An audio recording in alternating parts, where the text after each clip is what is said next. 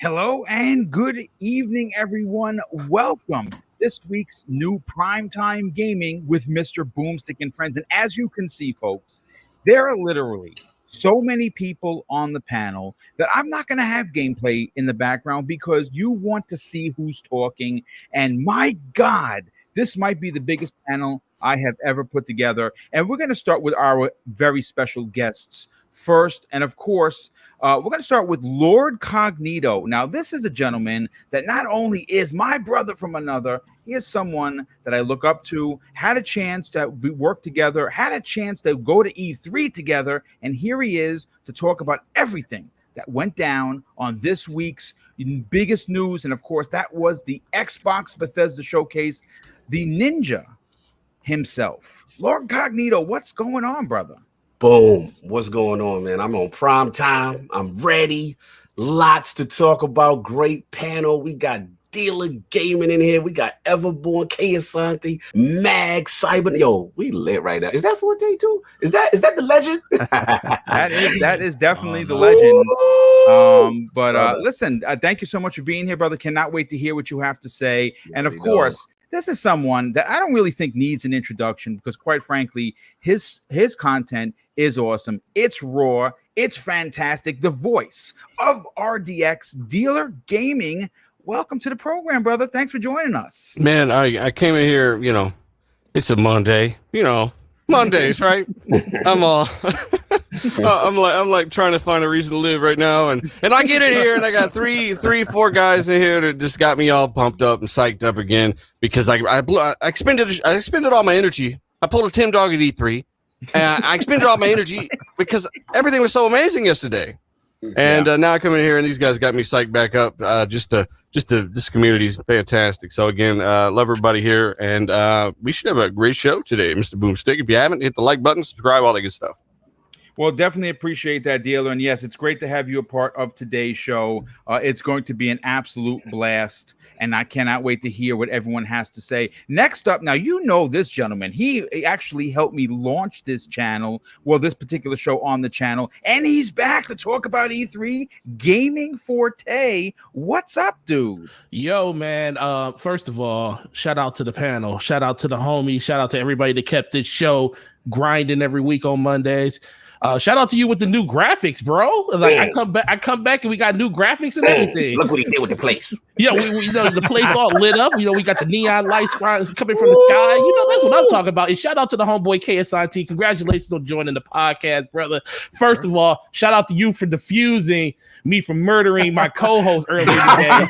Because you finally came to his senses when the great KSIT was like, you know what, you guys are both right, but let's be for real. I was right all the way on that whole conversation. But this is a great panel, man. I mediated him in slow-mo a little while ago. It was bad. It was bad, bro. I say this. That's fun. It's funny. I say this because a Forte and Slow-mo are not good friends, best friends. They're brothers because they fight. Indeed. I swear they're real life brothers. In fact. Yeah, man. Great show, man. I can't wait to hear what everybody got to say about this, man. Yeah, me too. And it's great to have you. And of course, let's introduce some of the panel that's here. And of course, we'll start with Cybernox. He just got back from beating down the Joker, and he's here on time. Our Cape Crusader or resident Cape Crusader, Cybernox. Welcome, brother. Hey, thank you, Boom. Would not miss today's show for nothing. I told them, do not listen. Do your crimes before 4 p.m. All right, I'll catch you then. I got something to do. Okay, glad to be here. Cog, the Lord in the building. Dealer needs no introduction. You know what I mean? Forte back on Monday nights, primetime game at Asante. Welcome, man. Pleasure having you here. My brothers from PTG. Man, listen, I can't see a lot of most of you on camera right now. But I know everybody's got a smile from year to year. You know what I'm saying? Yesterday was a good day, and I can't wait to talk about it. Yeah, absolutely. And cannot wait to get your opinion on that. And of course, Everborn Saga, you were with us as we watched live what happened. And after talking to you today, because, we talk privately on a regular basis because we're good buddies, you might have to move your score up a bit after watching it in 4K. And I gave it a 9 at the time, and I'm even higher on it now. But before we get into that, I just want to shout out to the gaming royalty that we have here, the Trinity of Lord Cognito, Where the horns at? Iron Lord's podcast, of Gaming Forte, of DPS, and the one and only Dealer Gaming of RDS. Come on. Wow. But I also really the thing I want to shout out is the fact that Forte and maybe Cognito will be hanging up the reins of Destiny to move over to infinite multiplayer. We're going to talk about it. Listen, it's not hanging up if you go back to your father. That's your fault. That's true. He the original. He the OG. Right.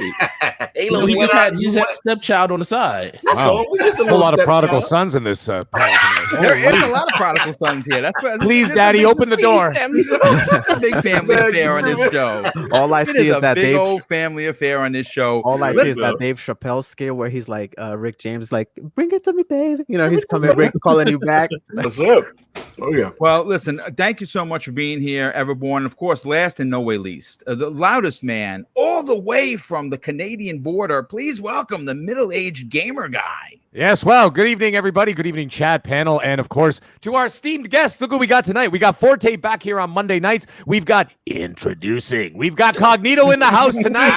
And then, of course, we've got the guy who started it all for me. It's Dealer Gaming himself. You should have seen crap. By the way. How many of you are there? Dude, there's a lot of us. How many kids you got, Dealer? How many children you got? Hey, let me tell you something, man. Appreciate it, seriously. Of course, brother. But let me tell you something. About a month ago, Dealer added me on Xbox, right? And I think it was like a 4-year-old child. I ran upstairs. I go, honey, Dealer just added me on Xbox. And she's like, yeah, okay. All right. And one day I'm gonna get an invite from this dude right here and be like, oh my God. I'm like Jordan. No, so guys, thank you. We have a hell of a hangover from yesterday's E3, so we got a lot to talk about tonight. So let's get right into the show. Well, listen, first of all, I decided to play the footage in the background because I think everyone knows everyone on the panel, and in the chat, if someone's talking, you don't know who they are, shout it out, and I'll give you the breakdown on who it is. I like the gameplay, playing in the background. But listen, folks, we have to talk Xbox. One of the biggest things that coming out of this event. As a content creator, as an Xbox fan, as a gamer since 1978 when I picked up my first Atari 2600 controller, I have always appreciated the worlds that have been brought to us by these unbelievable magicians known as game developers. But talking about specifically Xbox, they did something yesterday that I think we have not seen anyone really talk about or even write about. And of course, I'm looking at the gaming media, and that is answer the questions about first party, about exclusives for Xbox, about Xbox Game Pass's value versus the $70 proposition on the other side. And that is starting to make the rounds. A very, very notable reporter or game journalist, if you will, and Paul Tassi did an incredible write-up on Forbes talking about the exact point. The Game Pass question is going to start ringing much louder versus the $70 game. And you know what? But before we get into what our favorite, what our grades were, and did we go up in grades from the original show? Did we watch it in 4K? And in our top 3 picks, I gotta open the show with the Chief because my God. Did Halo look absolutely stunning? And I got to tell you, if you follow me on Twitter, it's at Mr. Boomstick XL. And I'm not taking zero credit for this, folks, because I just retweeted it. Someone, and I don't remember the gentleman's name, and I'm going to try and pull it up in a second, did a fan's reaction video to Halo multiplayer. Folks, it gave me goosebumps from top of my head to my toes. And you know what that told me? Halo is back. One of the biggest things I took away as a huge Halo fan was it gave me the feelings of Halo 3, my favorite Halo of all time. Dealer, I got to go to you first on this. Did 343 answer the call during Sunday's big event? 343 answered a lot of calls, right? Somebody called and said, "Hey, the graphics is like trash." They said, "Huh?" Somebody called and said, "Hey, where's the gameplay at?" And they said, "Huh?" Somebody called and said, "Where the hell's the mountains at?" I said, "Huh?" And every single time they came back with the right answer this year. Ladies and gentlemen, every one of you to ask for a delay because you actually can see mountains not in the background and then they are in the background. You see the simplicities of how these things could have just looked better. Everything from the lighting to the damn mountains looks better this time around. Yeah. And not only that, you're looking like you got more content than you ever could have had a year ago, obviously, right? They had over 1,000 developers working on this at one point. This is the product of standing out and speaking facts, asking for better. And I think they did this with Halo Infinite. Look at the before, the after. You can't say a CG bull crap unless you just said it with God of War, one of my favorite games of all time. There were just there's like no camera cuts, just like God of War. This is why that article was written on about my show a while ago because I talked about this. That's what they're doing in Halo, and that'll go right from the cutscene to gameplay, real time. That's how it looks, right? How are they scaling that stuff? It's going to look phenomenal. It does look phenomenal. And they even showed the open world part of the ring, right? Which, again, top to bottom looked better to me, even on a 1080p stream. Yeah. So it's not that you should just watch the 4K stream. Even if you don't have a 4K TV, watch the upload because the bit rate's there. The upload, the live upload was probably 1/5 of the bit rate. Yep. Bit rate's what keeps and preserves that detail. And you can really see it, man. I mean, Halo Infinite is looking phenomenal. I am actually excited for the game. And that's saying something, man. It's been a long time, 5-6 years since we had Halo. Yes. So I'm looking forward to this. I really would like to think that they put more into every single part of this title. And if you watch the multiplayer details, they've got customization out the butt, right? So I mean, it's something to be excited about. You get both of those things this year. I will not praise them for launching both of those things this year because that is to be expected. But I will say that that's great that they're launching a fully featured AAA product, this holiday. Now people are concerned about the date, but Horizon Forbidden West didn't have a date, right? They know this is coming out 2021, and that's all they need to say. So hopefully they are angling around Call of Duty and Battlefield this year. I think it's probably one of the first times ever all three of these have hit in the same year. Yeah. Maybe that's why. Yeah. But at the end of the day, it's looking to be a great product, and you only get one Master Chief. It looks like they're trying to do him some justice here. Yeah, 100%. Love that. Real quick, you know what this is? As a small channel, right? You get excited when you have the big boys on.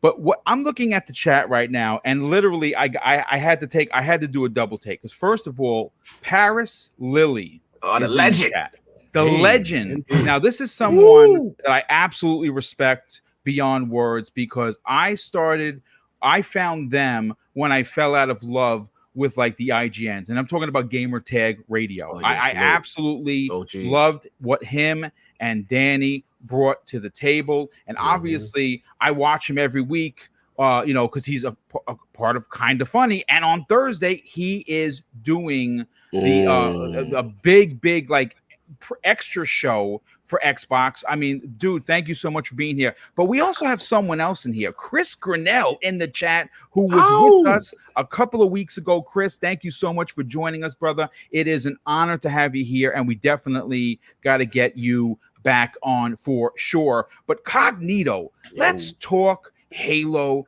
multiplayer, because look, I like bringing, I'm ex-law enforcement, so you got to have the evidence if you're going to go to court, right? I mean, so I did something, and I found this picture. Okay, so I'm gonna bring it up for everyone. Here is what Halo looked like in 2020. Here is what Halo looks like in 2021. Lighting. Very, very big difference, folks. And you know something? There is a lot to get excited about. Listen, like you're our good friend on your panel. I like the single player selfish experience. Of course, that's right. Sovereign, we're brothers, right? So I am looking forward to the single player. But I have to say, after seeing that multiplayer, I played so much of Halo 3 with my brother Neo Mento, who's in the chat as well. Salute. That it was absurd. And I feel that I am going to be back to playing multiplayer, specifically Halo Infinite, when it launches. My God, what were your takes? Yeah, man. I mean, look, there's so much pressure coming into this whole E3 for 343. Let's be honest. You know what I mean? Like, in reference to the single player initially, and then morale was down. Could they deliver a good product? And for me, seeing them come out on the show, but before I get into the multiplayer, I want to shout out Joseph Staten, because at the end of the day, I don't want to say like one man is only responsible, because it's an entire team, and respect to the whole 343 team. But as a Destiny player, as a person who followed Bungie, I've seen certain things, even with the multiplayer, the way they were cutting the angles and the views. And Forte knows, we're watching that stream and we're like, yo, that's a Destiny. Like, one thing, you can say what you want about Destiny, but they know how to cut a trailer. Like, when it comes to getting you hype for something, they know how to do that. So again, shout out to the marketing, shout out to all those guys. But to me, in my opinion, I feel like I felt a little bit of that influence. But as far as the multiplayer, I mean, this is the stuff that we grew up on. This is what made me an Xbox fan, like playing LAN parties, Halo Combat Evolved, Blood Gulch, Hang 'em High, all these things. And at the end of the day, that's the vibe and the energy I felt like. And they had the modern twist, you know what I'm saying? The little ability to reflect the bullets and go back and stuff like that. So they did what they needed to do for the hardcore, but at the same time, they also answered the question, can it modernize a little bit? And then when I watched that the stream, like Dila was saying, like the customization, all the different nuances. That samurai armor, oh, you already know they had me. When I see ninjas and samurais, I was like 10 out of 10. You won, I'm in. You know what I'm saying? That's all I needed. But at the end of the day, like, it really brought that feel back. And that was what I wanted to see from them. They seemed pumped. Like I said, the different layers of nuances and customizations that I saw as a Halo fan all the way up until 3, like, that is what I need. And overall, boom, it just felt fun.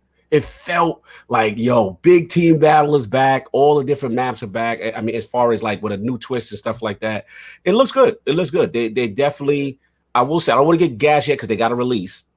But if they pull this off, and it feels like they are, this looks like it could be like the greatest comeback story for Halo Infinite, for 343. I mean, salute to them because they've been through a lot. But I was pumped. I was definitely pumped watching that joint. Yeah, that makes two of us. You know what, Forte? Let's bring you in on a conversation, because obviously you were there watching it live with Cognito. What, as a diehard Destiny fan, when with 343 has a huge hill to climb, because obviously the king of the hill are the Apex Legends, are the Fortnites, right? This is what the War Zone, right? This is Battlefield is releasing this year, and it's a rumor that it's going to be free to play. So they have a big hill to climb. But I got to be honest with you, it looks like they're wearing their climbing gear, because my God, they answered all the questions for me, and I think they really did answer all the questions for anyone that doubted 343 could make a good Halo game. Listen, I have a strong suspicion we're all going to be blown away with the campaign, but the multiplayer we have to talk about was on display in the biggest way possible, and it looked as fantastic as I could have ever imagined. What are your thoughts? Yo, so first of all, man, they didn't forget to turn on the lights this time, which was amazing, because I could actually see detail. But yeah, Halo.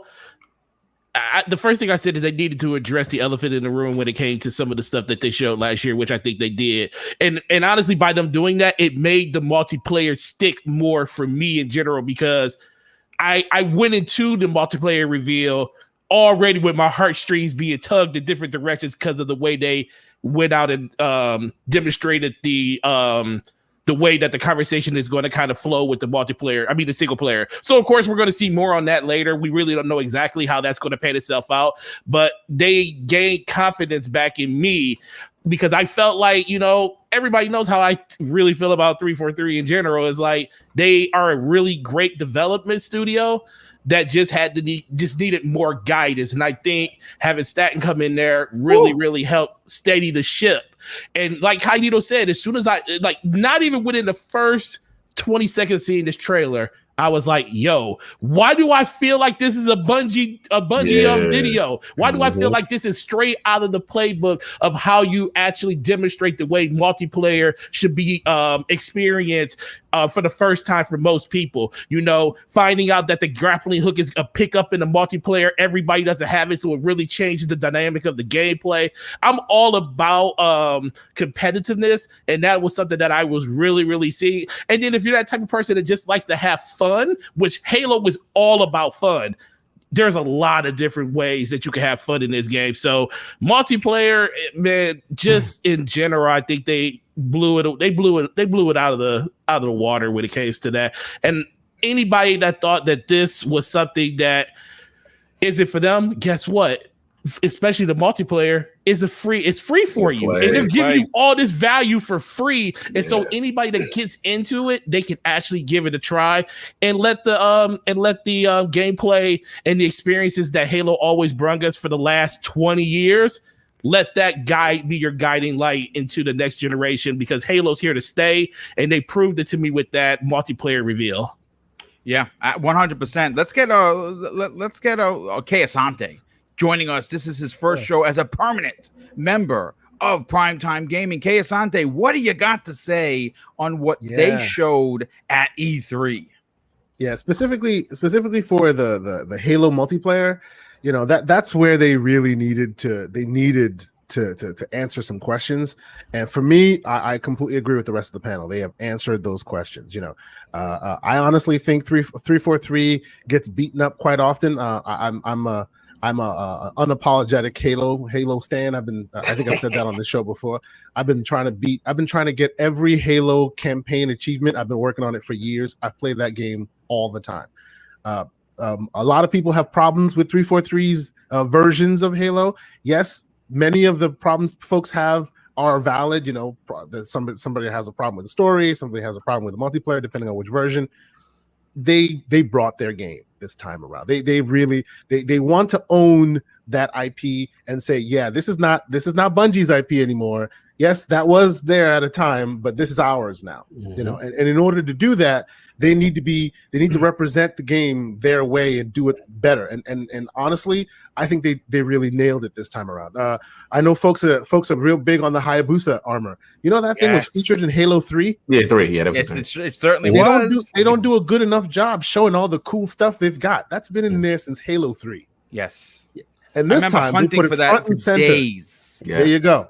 They put it front and center, and they show him slicing a dude in half, and that's how you know. Oh, they have this exists. They did a great job. They exuded their confidence. They put it out there.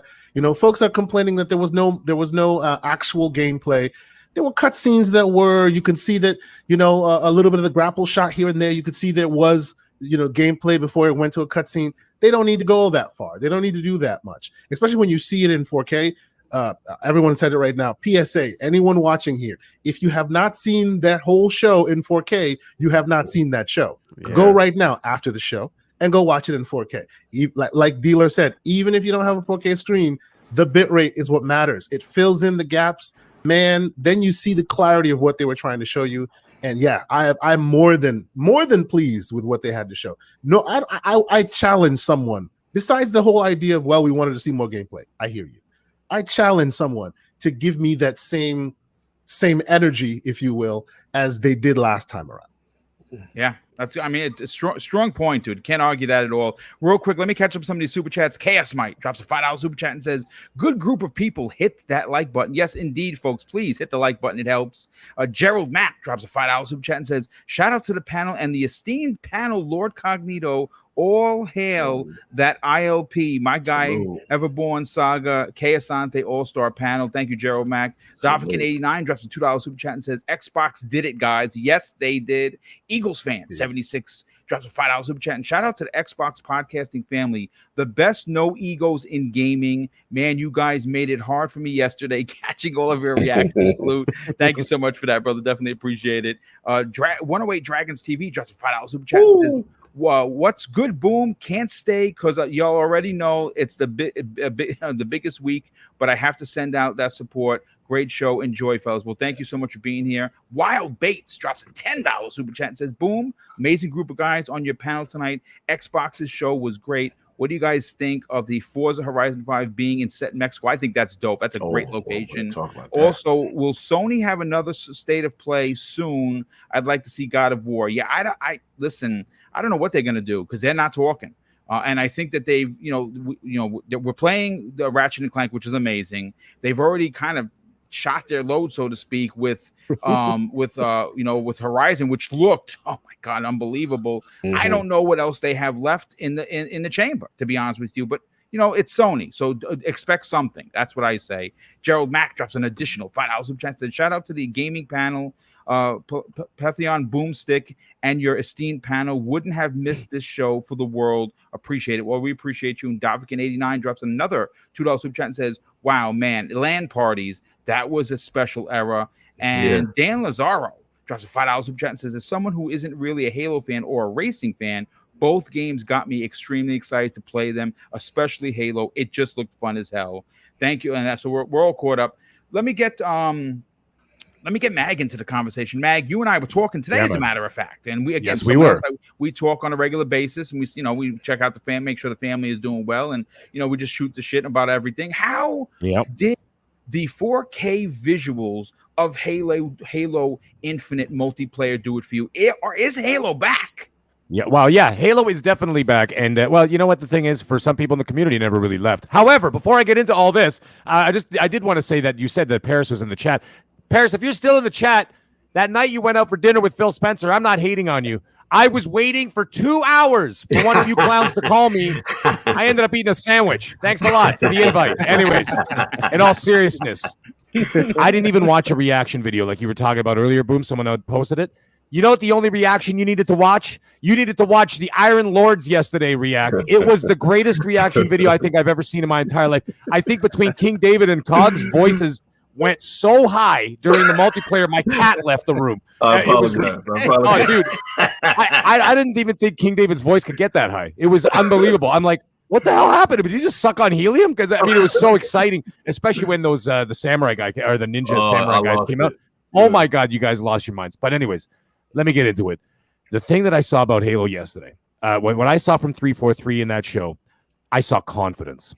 Okay, and the thing is, especially with a year with so much uncertainty, especially after what happened last year, which I didn't think was that big of a deal, by the way. Like, I mean, when I watched it and I walked away, my first initial reaction wasn't to be, let me just go on Twitter and start going crazy. I was like, all right, that was all right, but obviously it's not finished.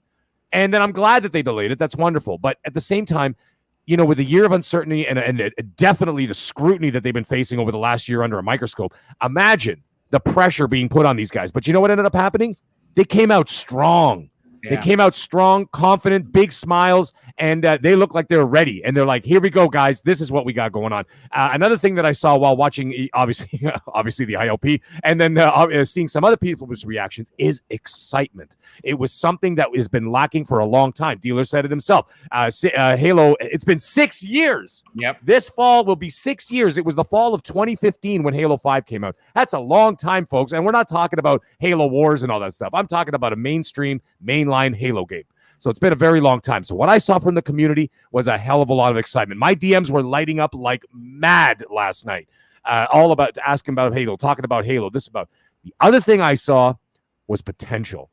Yeah. Okay, the potential for future growth. And this is where it's going to get big. I mean, you're talking about free multiplayer, right? And then it's going to be reaching out. And then, of course, you got the xCloud situation. You've got the console situation. You've got the Game Pass situation. You now have the PC situation launching day and date. So what do you have here? You've got major potential. You have potential for growth. You have potential to spread this out over many years, a la Destiny, which is what we said, a year and a half ago? We said this is obviously going to go the Destiny route. Looks like it's going to go that way, at least in the multiplayer area. We don't know if they've got any plans for DLC for single player or anything like that, or expansions. We don't know yet. We'll find out in due time. The other thing is that, going along with what I was saying about potential, is that the exposure, okay? The exposure, this is the most exposed, so to speak, that Halo has ever been. Okay, it has never been on this many platforms at the same time. And I'm not just talking about Xbox and PC. Like I said before, we're talking about xCloud. We're talking about people who don't even own an Xbox console or a PC. They're going to be able to play it on their cell phones, on their tablets, whatever. right? And now, you hear talking about having the app put on smart TVs, particularly Samsung. Now, and then of course that little Fire Stick or whatever they're talking about, right? Mm-hmm. So now you've got exposure. You've got people that can now enter this ecosystem for maybe $100, $150, who knows, whatever they're going to charge. Now, what is that doing? Now you're opening the door to officially be able to take on Warzone. You officially have a chance to take on Apex Legends and Fortnite and all that stuff, So this is what I'm talking about. Now, the other thing, one last thing is that, Boom, you mentioned it just a moment ago about rumors, little whispers in the wind about, parts of Battlefield 6 or Battlefield 6 having some kind of free online component. Well, here's the thing. I don't think Battlefield will stand a chance against Halo. And I'll tell you why. Not because it's going to be a better game or whatever. It's going to be different, okay? But however, here's the thing. Battlefield 6 is all multiplayer. There is no single story. There isn't anything else. So it's not like they could put the whole damn game, the whole damn multiplayer for free, right? All they could do is put a component of it, a portion of it as a free-to-play. Like maybe, they didn't say Battle Royale, but maybe some kind of something, okay? Maybe a conquest mode or something they'll be able to do for free. The rest of it is going to be behind that paywall. A very expensive paywall, I might add, at least for me. Yeah, it ain't cheap. No, it ain't cheap, right? And I'm not saying, whatever. That's neither here nor there. But the thing is that they can only do a portion of it. Whereas what I'm seeing, at least from what I'm seeing, is that Halo's going to be dumping all of their multiplayer for free. Because I looked it up on multiple articles, multiple different sites. I'm like, let me just get this right. I want to make sure that they said that all Halo multiplayer is free, not just like whatever, a battle royale mode or a war zone mode or something like that. But it is. But as far as I can see, all of the Halo multiplayer. Now, if they keep expanding that and making it bigger and bigger and bigger, and you don't have that paywall, I don't think Battlefield 6 stands a chance. Now, Call of Duty is a whole different beast. I'm not like the biggest fan at all times. I play all the campaigns. I love them. I play multiplayer for about 40, 50 hours, and then I dump it. Okay, then I'm done till the next year. Now, the thing is, though, Call of Duty's got such a huge base. So, and I think that the reason why they're holding off on, as I said yesterday, I think they're holding off on the release date for 2 reasons. 3 reasons. Let's go 3 reasons. 1, they don't want to put extra pressure on themselves to give a release date just yet. 2, which is the dark horse, okay, in my betting world, is that I still think that they're playing chicken right now with Horizon Forbidden West. Because, Sony did not give a release date. I thought that was bizarre. And I'm like, that's really going to hurt Sony if they don't release something in 2021. Because as I see, they really don't have, besides Kena Bridge of Spirits, which I'm looking forward to. But the thing is, other than that, I don't hear anything else coming out this year. So they're going to have to drop that game this year. They didn't give a release date because I think they were waiting for the E3 announcement of Halo, and then they were hoping, praying to God, whatever, that Microsoft would have dropped the release date, and that's when they can go, okay, guys, mobilize. Let's get a release date for this game now so we can combat Halo, right? They didn't get it. Because now I think what they're doing is they're staring each other down. Now they're going to play chicken for the next 6 months to try and figure out when they're going to drop this. Now, the thing is with Game Pass, Xbox, Microsoft can drop Halo anytime they want. They can give you a week's warning. Sony does not have that luxury, right? So that's the other reason why I think that they didn't say a date, and I forgot the third reation. So, that's I don't know, man. I think God of War released quite soon after its release date. So did Last of Us 2. I don't think Sony's worried about that stuff at all. I think that Halo's days just where it is because they just weren't sure exactly, right? It would be weird to release it in November with Horizon, but they are 2 different audiences. Very true. I would and say 2 different games entirely. I don't know if Sony's worried about that stuff. Hell, and most of us would have held Last of Us 2 and Ghost of Tsushima for the launch of PS5, right? It was right there, but they didn't even give a shit enough to do that. So, I mean, I don't know. I don't think they're really too worried about what Halo's doing in particular. Kind of mainly different audiences, especially the free-to-play section that we're talking about. But that game, either way, this is going to be pretty popular. You know what? I remembered what my third point was. My third point was you don't want to Titanfall 2 this situation and sandwich it between Battlefield and Call of Duty. Sorry, that was my third point. I went off on a rant, and all of a sudden I forgot what I was going to say. That's what I said initially. Like maybe they are making that a little more mobile because the first time ever that I can remember, you got those big 3 in the same year. Right. And EA's example is particularly stupid because they released both of those games and competed with themselves. Right. Titanfall 2 and Battlefield 1 was funny. Yeah. But Yeah, I was thinking when they didn't give the release date on it it has a moving target. Like if I think they want to get it out as early as possible. If they can get out in September, that would be great because that get them a wide berth before Call of Duty and Battlefield and stuff comes out. But they're not going to basically say September or October and then for some reason they're going to have to push it back because they pretty much said it yesterday. They're married to the fact that both of these sides of the game are going to launch day one. So when that when the single player is ready, then that's when you'll basically see everything come together. But they don't want to say September and then say, "Oops, sorry, we got it coming out in November or December." That's what I'm saying. You don't want 2 weeks, right? That's hordes of negative articles. 2 week delay. We've seen 2 week delays before. With Microsoft, that's 2,000 articles. Exactly. They just came off the obviously the initial delay itself, right? With missing the launch. So I think ultimately they don't want to put undue pressure on 343. Let them release it when it's ready. So this way there's no, obviously in a perfect world, though, I do agree with Forte. They would love to get this thing out as early as possible. But again, it's like wait till it's ready, and then when it's ready, they'll drop. And I do feel like the Game Pass thing does kind of cushion that whole blow as far as release. You don't want to put it too close to Horizon, but at the same time, you do have that it softens the blow as opposed to the old retail model with just having it launch at the same time exactly kind of thing. But we'll see. They just need to take as much time as they need.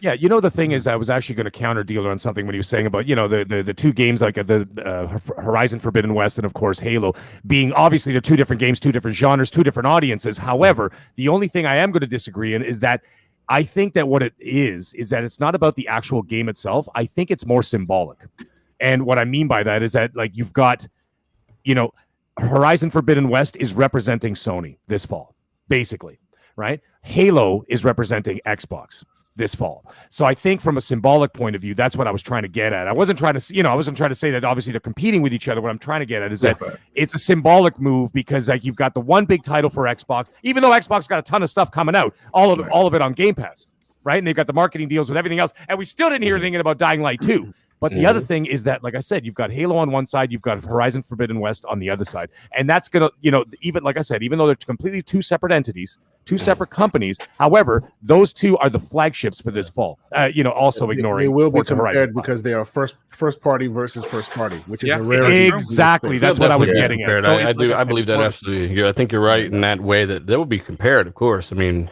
shit, look at it. Look at what the media's got people zooming in on a blade of grass from 3,000 yards away. And it's not us. It's going to compare everything at this point. It's not us, Forte, either. It's I don't not think going to be us. Care about that more than a potential sales hike or a great window in the holiday, though. You know what I'm saying?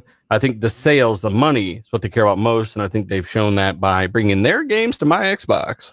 Yeah. I think the last part I'll say, because you guys got me excited. I think what it is, the beauty of this is that to me, it feels like the avalanche, the storm is coming, because if we just see in this year alone, right, for all the complaints people had about Xbox and first party and things of this nature, we're going to get to that in the next. Oh, I'm sorry. Okay, I won't go too deep, but you're starting to see the avalanche. I'll let you go, Boom. I'm going. No problem. Yeah, we're going to get that. Then when we segue after we get to Everborn and of course Cyber, we're going to talk about first party because one of the biggest questions and that have been asked over the course of the last generation was their low amount of first party games, and I think that just based on what we know is coming out, and I think that's what. Let me not get into it because I have a whole thing to say about that. Everborn Saga. What did this Halo trailer do for you as a longtime fan? Did it bring you back, or did you ever leave? Well, first of all, I'd never left, right? I had been beating the drum for a long time. Yes, you have. I think that 343 gets a bad rap, and I was not concerned that by the time the game released that they would address these graphical issues. Now, as far as storytelling, I know people had issues with Guardians because of how they introduced Commander Locke versus how the marketing was. But one thing that I don't think 343 gets enough credit for is they actually humanized the Chief, right? In all of the Bungie games, Chief was a superhero, but not much of a personality other than like a force of nature. I think starting with Halo 4, and you saw it a little bit with Halo 5, them honing in on the focus they've honing in on the relationship between Chief and Cortana. I don't think they get enough credit for that. So I say this to say I trust them to tell a good story. Now, as far as Halo 5 and what we saw, my only critique of what we saw on Sunday is that they should have included that multiplayer deep dive from today into that show. But I want to just point out all these little nuances here. They're bringing back couch co-op, right? Yeah. Huge, right? The other thing is, I don't know if you remember during the debacle last year of everybody going crazy on it. They were talking about how the hit boxes weren't there. I don't know if you notice now when you hit someone in the head, their head flies back, or you hit them in the arm. So yeah, it's good that you mentioned that, Everborn, real quick. You saw in that multiplayer deep dive that where you shoot the bullet, it actually shows it on your enemy's body that you shot the arm, you shot the leg. A new implementation that was not in there before. Yeah. Yep. Right. And even further, I don't think people understand the significance of Halo Academy, because it seems as though they are, even though this is the multiplayer part of it, it seems like they're adding a little story element to the multiplayer by saying you are a Spartan now. This is Spartan training, and build out your Spartan. That's super interesting to me. Very cool. For all those people, that's coming back to the Academy, for all those people that don't like to play online, and I don't play online, but guess what? I will play Halo online because that has always been my thing. And I kind of since Halo 5, I have not done much of the FPS online things. I did put $1,000 into Destiny until, and I did Vault of Glass, right? However, when they did that first reset of all them weapons, I was out. Yeah, Sunset got you. We lost some good people back then. We lost some good guardians back then. We lost some good men back there, right? We lost some good guardians. but all of these things put together, and the way that grappling hook works, and when they showed you how they fixed the lighting and all those things, I saw everything I need to see, because the campaign gameplay last year was top notch for me. So if you tell me you fixed those graphics, and then you did all this stuff for multiplayer, that's I don't need to hear anything. I don't even need to see anything else from Halo at this point until it's time to get it. I'm in. I'm all in, ready to go. Right. So the other thing is, what is the significance of the robotic armor? Is that they said that's all cosmetic, right? It has nothing to do with okay. It's all cosmetic. Okay. All right. I just wanted to make sure. No. Fantastic showing. Halo is back. It never left for me, right? You can go back to the videos of me sharing Halo 5 campaign, which again, I still feel like gets a bad rap, not story-wise, right? Because this is the thing I want to point out. Play the Halo 5 campaign and tell me it's not fun, story aside, right? Because we can talk about games that were amazing on a technical level and fun to play, but people didn't like the story, and they still won Game of the Year, Last of Us 2. So, let's not just throw that game under the bus just because people had issues with the story. Threw that right? shot slick. You see that shot you threw? That Yeah, you see that real quick? I had to hit the grappling hook to the ceiling and then shoot him with the sniper rifle. Snipe him in the face and keep it moving. I see you. I like that. Well, listen, great stuff, everyone. Let's get Cybernox. Cyber, what do you got to say about the trailer that, I mean, obviously everyone is gushing over for a good reason. What did you take away from it? Well, if there was one game that was going to be under a microscope by the community, it was Halo Infinite, especially after what happened last year. And I hope they're making a documentary on this, kind of like Raising Kratos, because the redemption story from what we got last year to now, it seems like a completely different game. And a lot of us are talking about, the multiplayer, how it looked fantastic. But what was surprising to me is the emotional connection that I felt just by watching that little bit of campaign with Chief and the new AI. Man, it hit different. Cyber, literally, that's what I wanted to jump. You literally said what I wanted to say. Yep. Preach. man, it's just like Chief going through it. He's going through space, bumping into whatever just happened. Halo 3 all over again, oh dude. my god! And then you see how careful he is with his his brothers in arms, and then he, you just that little segment right there, that little cut, it just gave me all new hope for what the campaign. It hit you on the fields, absolutely. And when he's talking, I don't know if you guys noticed, there was a couple things that I took just from that one little thing about the campaign. When he's talking to the new AI, and she goes, "Oh, she's Cortana's been deleted." The way he turns, he just does a little what? Like he can't believe that she's been deleted. And then there's one more thing that she's like, "Did you hit your head or something? Like you don't remember what happened? Like, oh, is something going on with Chief here? Like, what's up? So I think, Cyber, real quick, I got the same vibe. Yeah, Exactly the same vibe. Like there's something wrong. Usually he's the confident super soldier. I know what I'm doing. This time it seemed like he was the only one that didn't know what was going on. Keep going. Yeah. And by that time, they finished the conversation, and he just tells her the mission always changes. And then he just, yep, here we go. Let's go. You're riding with me now. I was just like, man, I got goosebumps. Like regulator was with me. I was like, let's go. This is what like the essence of Halo is. I Joseph Staten said that in the beginning. The heart of Halo is Spartan 117. And then exactly. And then going back to him and showing that relationship. And I kind of agree with everyone. When they sort of humanize Chief a little bit more, just the way they're doing it now, it just hits different. And the connection that he had with Cortana, like it just hit me on all the fields. I was just like, yes. And then they go and they showed that multiplayer montage. I was like, are you kidding me? Hey, Cyber, let me ask you a question real quick. And this may be for everybody too. Is it actually two separate products that are coming out at the same time? Or how does that work? Because I noticed they're showing two different sort of box arts for it. Yeah, I think it's sort of. It's sort of because of the. Oh yeah, go ahead if you want to go ahead. Oh no, please go ahead for it. No, I was going to say sort of because since the multiplayer is going to be free to play and it's going to be a hopper that you could probably jump into separately. Yeah. Of course, you'll probably be able to jump in the actual game if you own the or if you have Game Pass or if you own Halo Infinite. They'll have it as a hopper that you could jump in inside the game. But for people that don't own Halo Infinite, there will be probably a separate launcher for it. Yeah, it looks like kind of like Crackdown 3. Yeah, exactly. I was going to say like Crackdown 3. Crackdown 3 had the two tiles, right? Yep. So.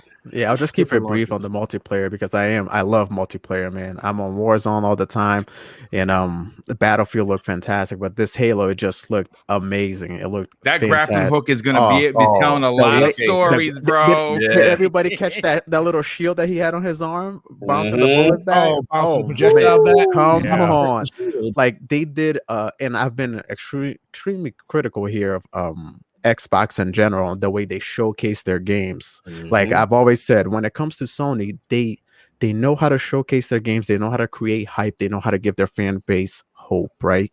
And that's exactly what they need to learn from. And I can honestly say, like, that was by far a huge step on the right direction. I don't know if that's because of Bethesda's marketing in there too, helping out, telling them, hey, maybe that's we Pete should Hines do this.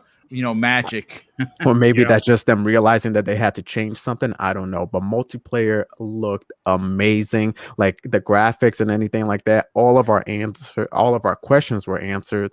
And man, this holiday can't come soon enough. That's all. Yeah, good stuff, man. But real quick, before we move into the next topic, I got to say a couple of things. One, we are at 500 people here. That is huge for this small channel. Hit the like button, please, for the love of Joe. Yes. And I would definitely appreciate that. I have to catch up on the super chats because there are a lot of them. I'm going to be brief with them. Rain G4, he actually drops a $5 super chat and says something interesting. I want 343 to do a Marvel and DC deal so we can have skins for Halo multiplayer. Yes. He wants to dress up as Darkseid. I say I second that. And he drops another super chat for $5. Says everything was going to Game Pass. I thought I was going into Game Pass. That's I laughed at that so bad when I read that. Philly Eagle, generous friend of the show, he drops a $5 super chat and says, good evening, gamers. Microsoft showing was so good. I'll be playing my first Forza game this year. Forza Horizon 5 is the greatest showing I've ever seen. Holy crap. It was absolutely so well done.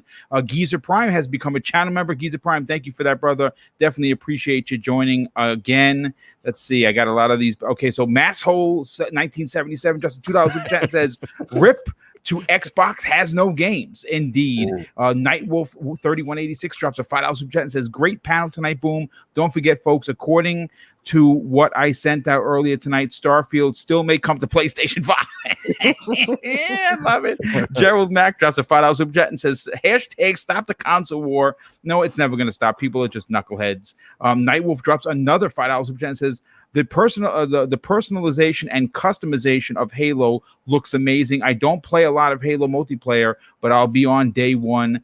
Dan the Man Cunningham, generous friend of the show, he says top-notch coverage of the E3 show. Boom, thank you, dude. He says well done. 10K, here you come. Yeah, folks, listen.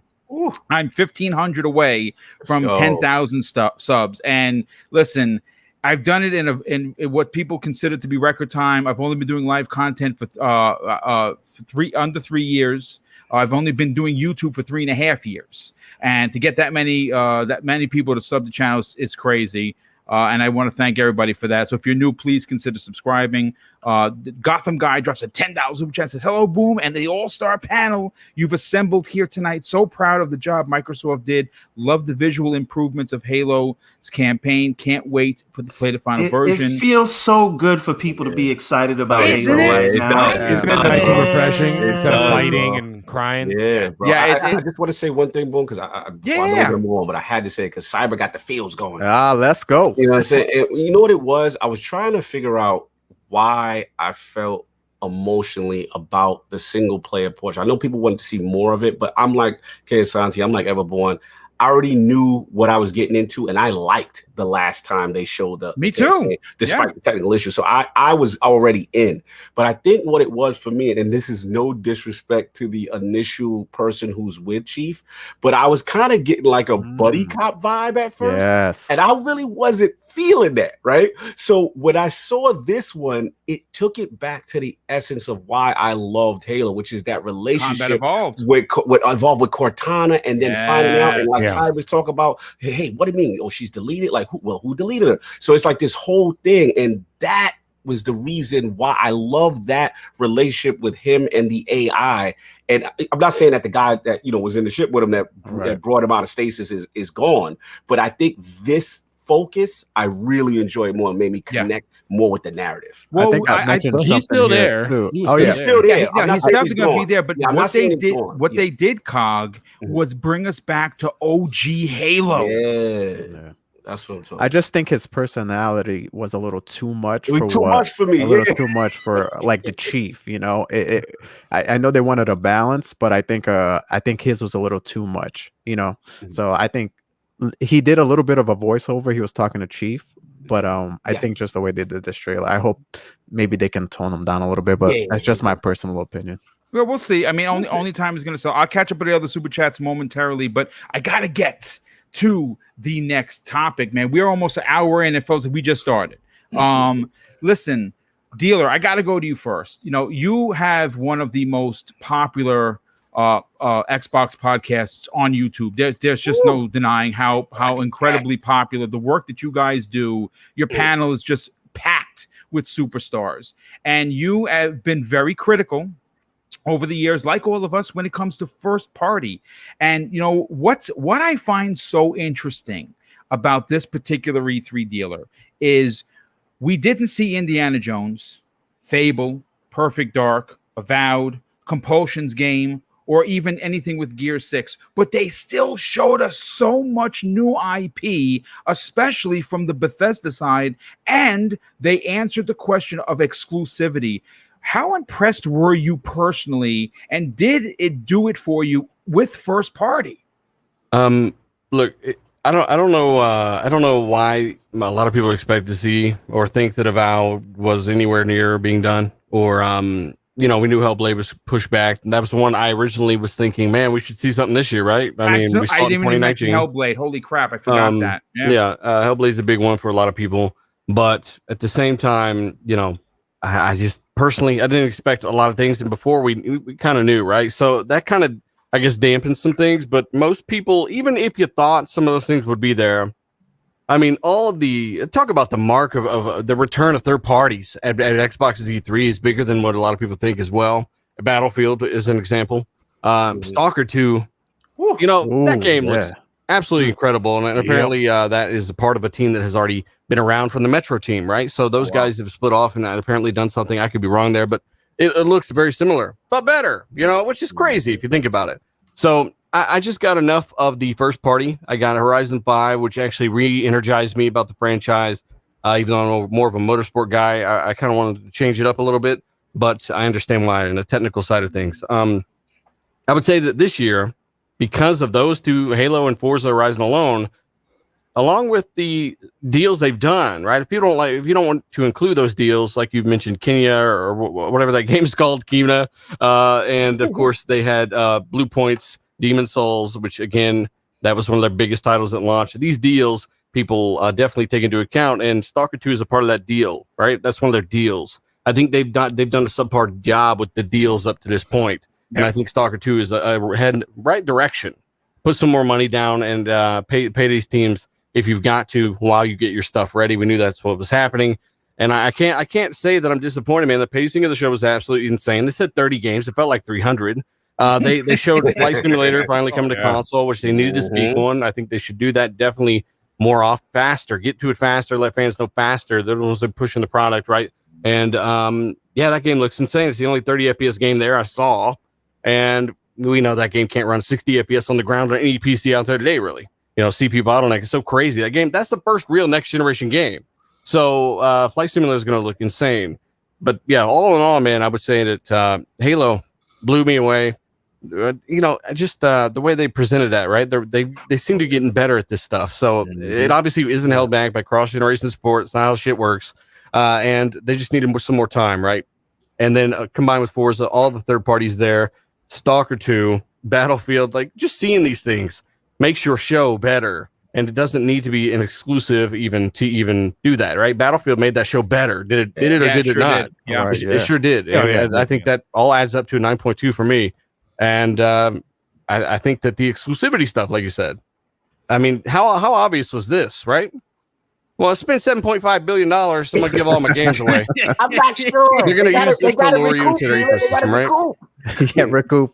They're going to lose all these games to lure you over to Game Pass and into their ecosystem. Sony are going to do the same thing, just a couple years behind. And you're starting to see their games hit PC. It's a matter of time before they start doing this day and date on other things. And they've been very transparent on where their games are going, right?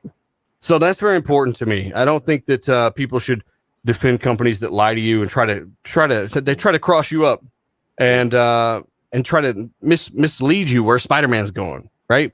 Or where God of War would be going. This is why they didn't even really come out and just officially post this stuff. It's just that they happen to mumble it in a little thing, right? So I think that Microsoft have been very transparent.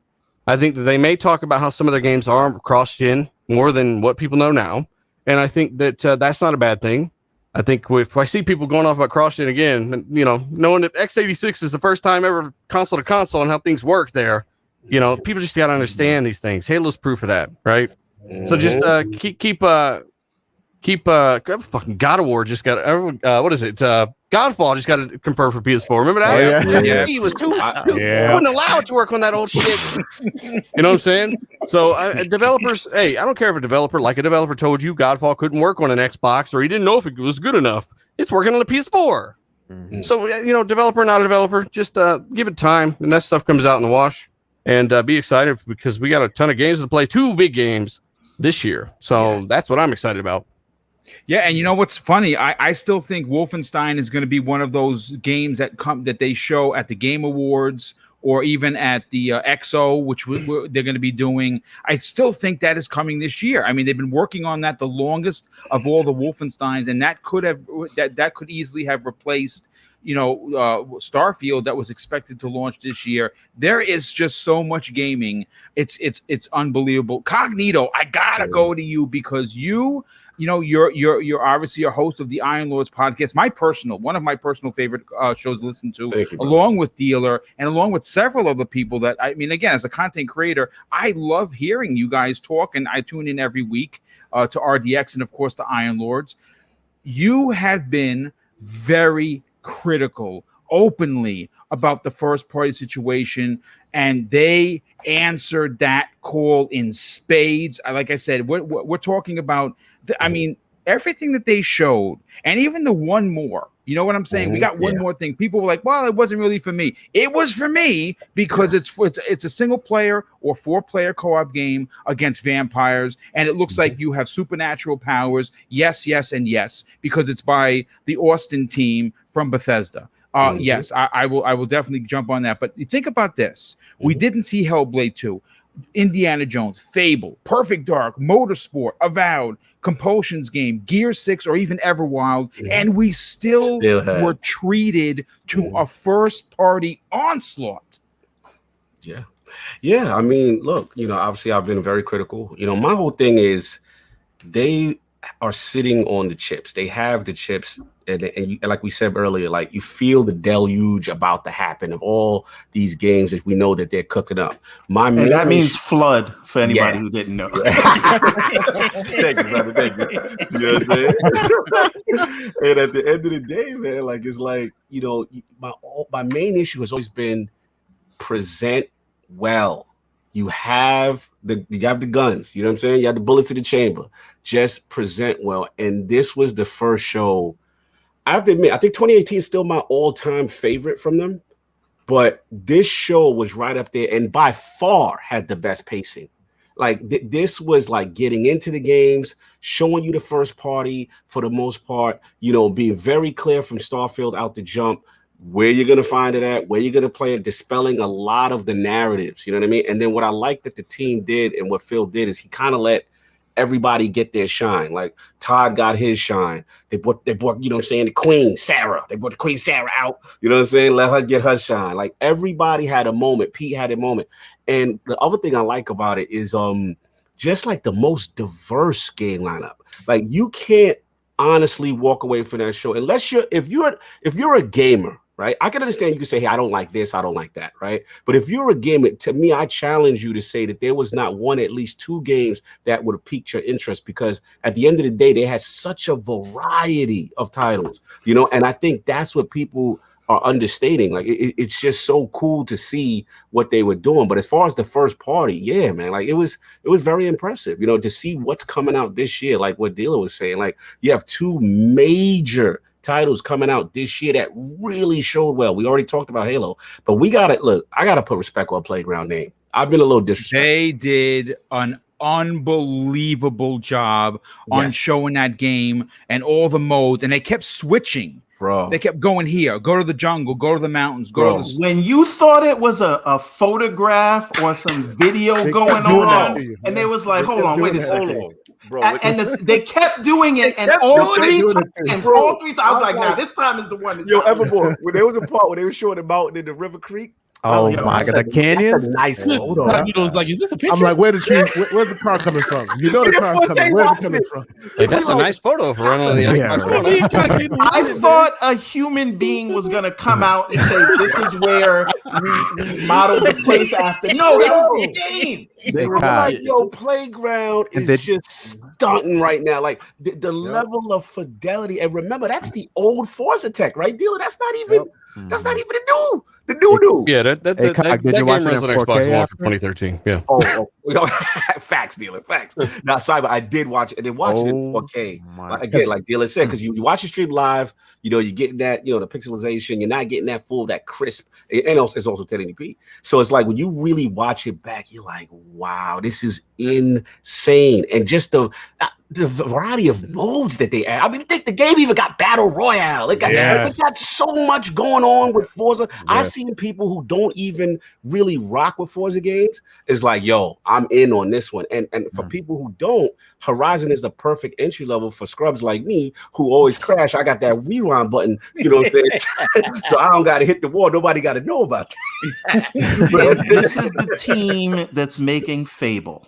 Yes. That's my last Using point, that brother. engine. Yeah, well, it's they got another team, but yeah, I mean, they're talented, man. Like they've got Arkham talent, they got Red Dead talent, they got BioShock talent, they got all kinds of people in that second Fable team. Absolutely, brother, and that's what I walked away from. I said, you know what? I hit Addict up because he's Team Fable. I'm like, brother, you ain't got nothing to worry about with this studio. You're in good hands. I feel very confident after that. And like I said, you know, it was just really well done. And to your point, to finish up my point, Boom, it's just, you know, I walked away saying future is bright. There's so many games this year that's coming out. And then, like we already know, and Thursday we got some more stuff coming. But the future is bright. And I think they did a phenomenal job. And the most important thing was they presented well, and the pacing for the most part was key. Was excellent. Yeah, 100%. Listen, let's get Gaming Forte. Listen, this is. You know, you were on the show. You helped me launch this particular show on the channel, and you know we've always supported Xbox, but have been critical.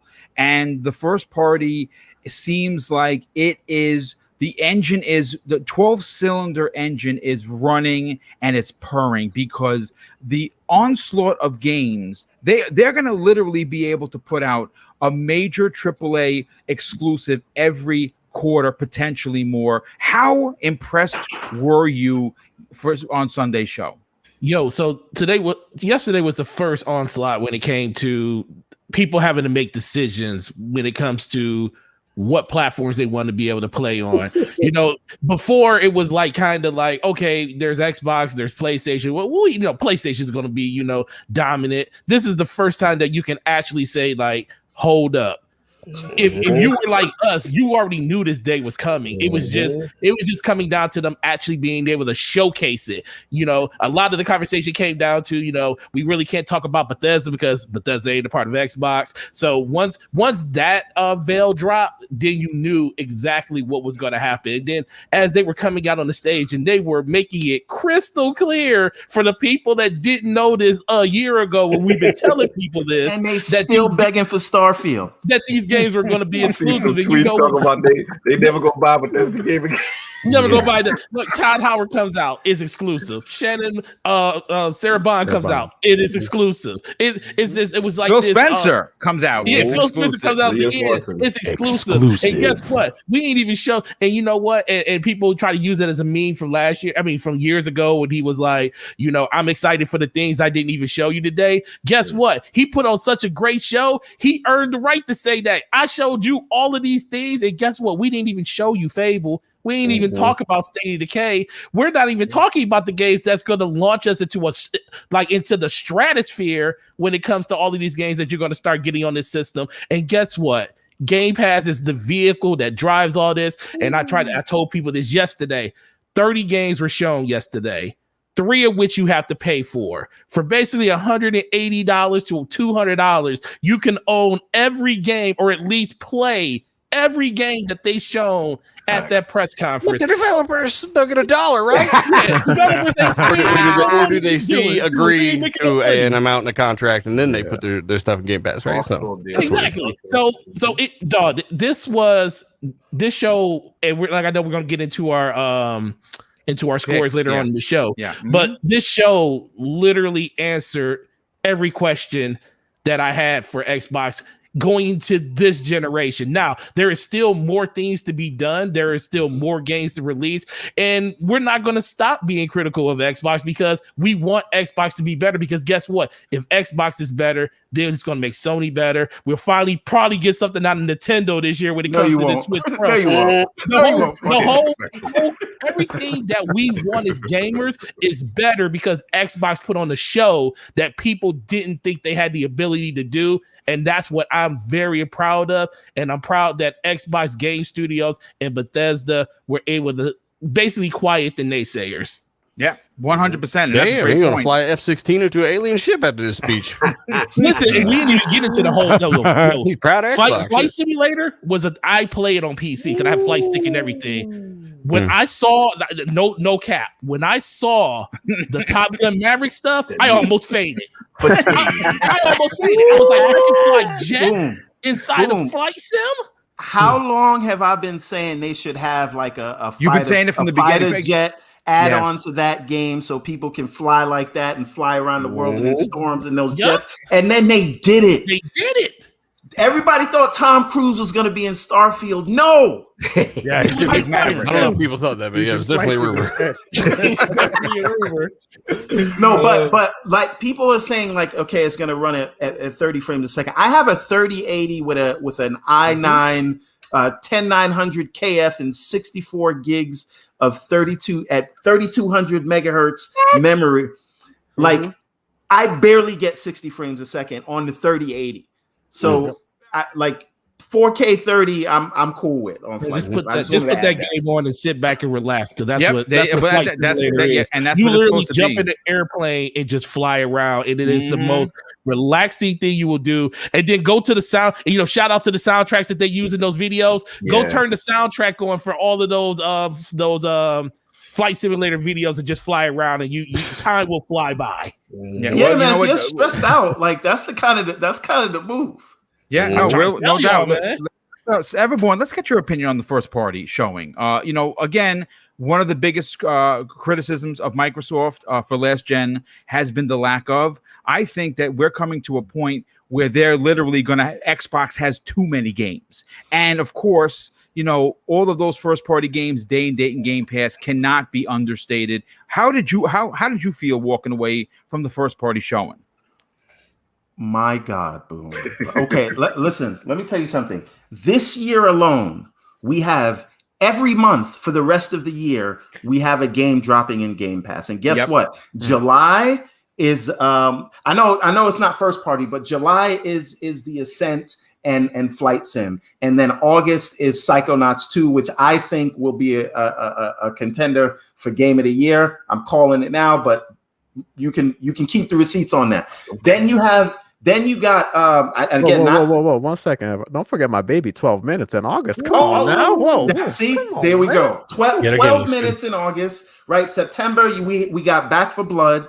Or is that October? October 19th. And people miss the fact that Dungeons and Dragons Dark Alliance is actually launching in 7 days. And I didn't even know that until I went to go look. I said, when did this get announced to be coming to Game Pass? But that's the thing. I'm like in the show itself, and I'm not even like, no, this is real, very serious. I saw 20 games that I will be playing in the next 18 months. 20 games. That's and crazy. Guess what? I know people like make fun of the $1 thing. I'm actually still on that because I tripled it up and I have 3. That is the best. I own 3 businesses, and that is the best $1 I've ever spent in my life. Like best investment.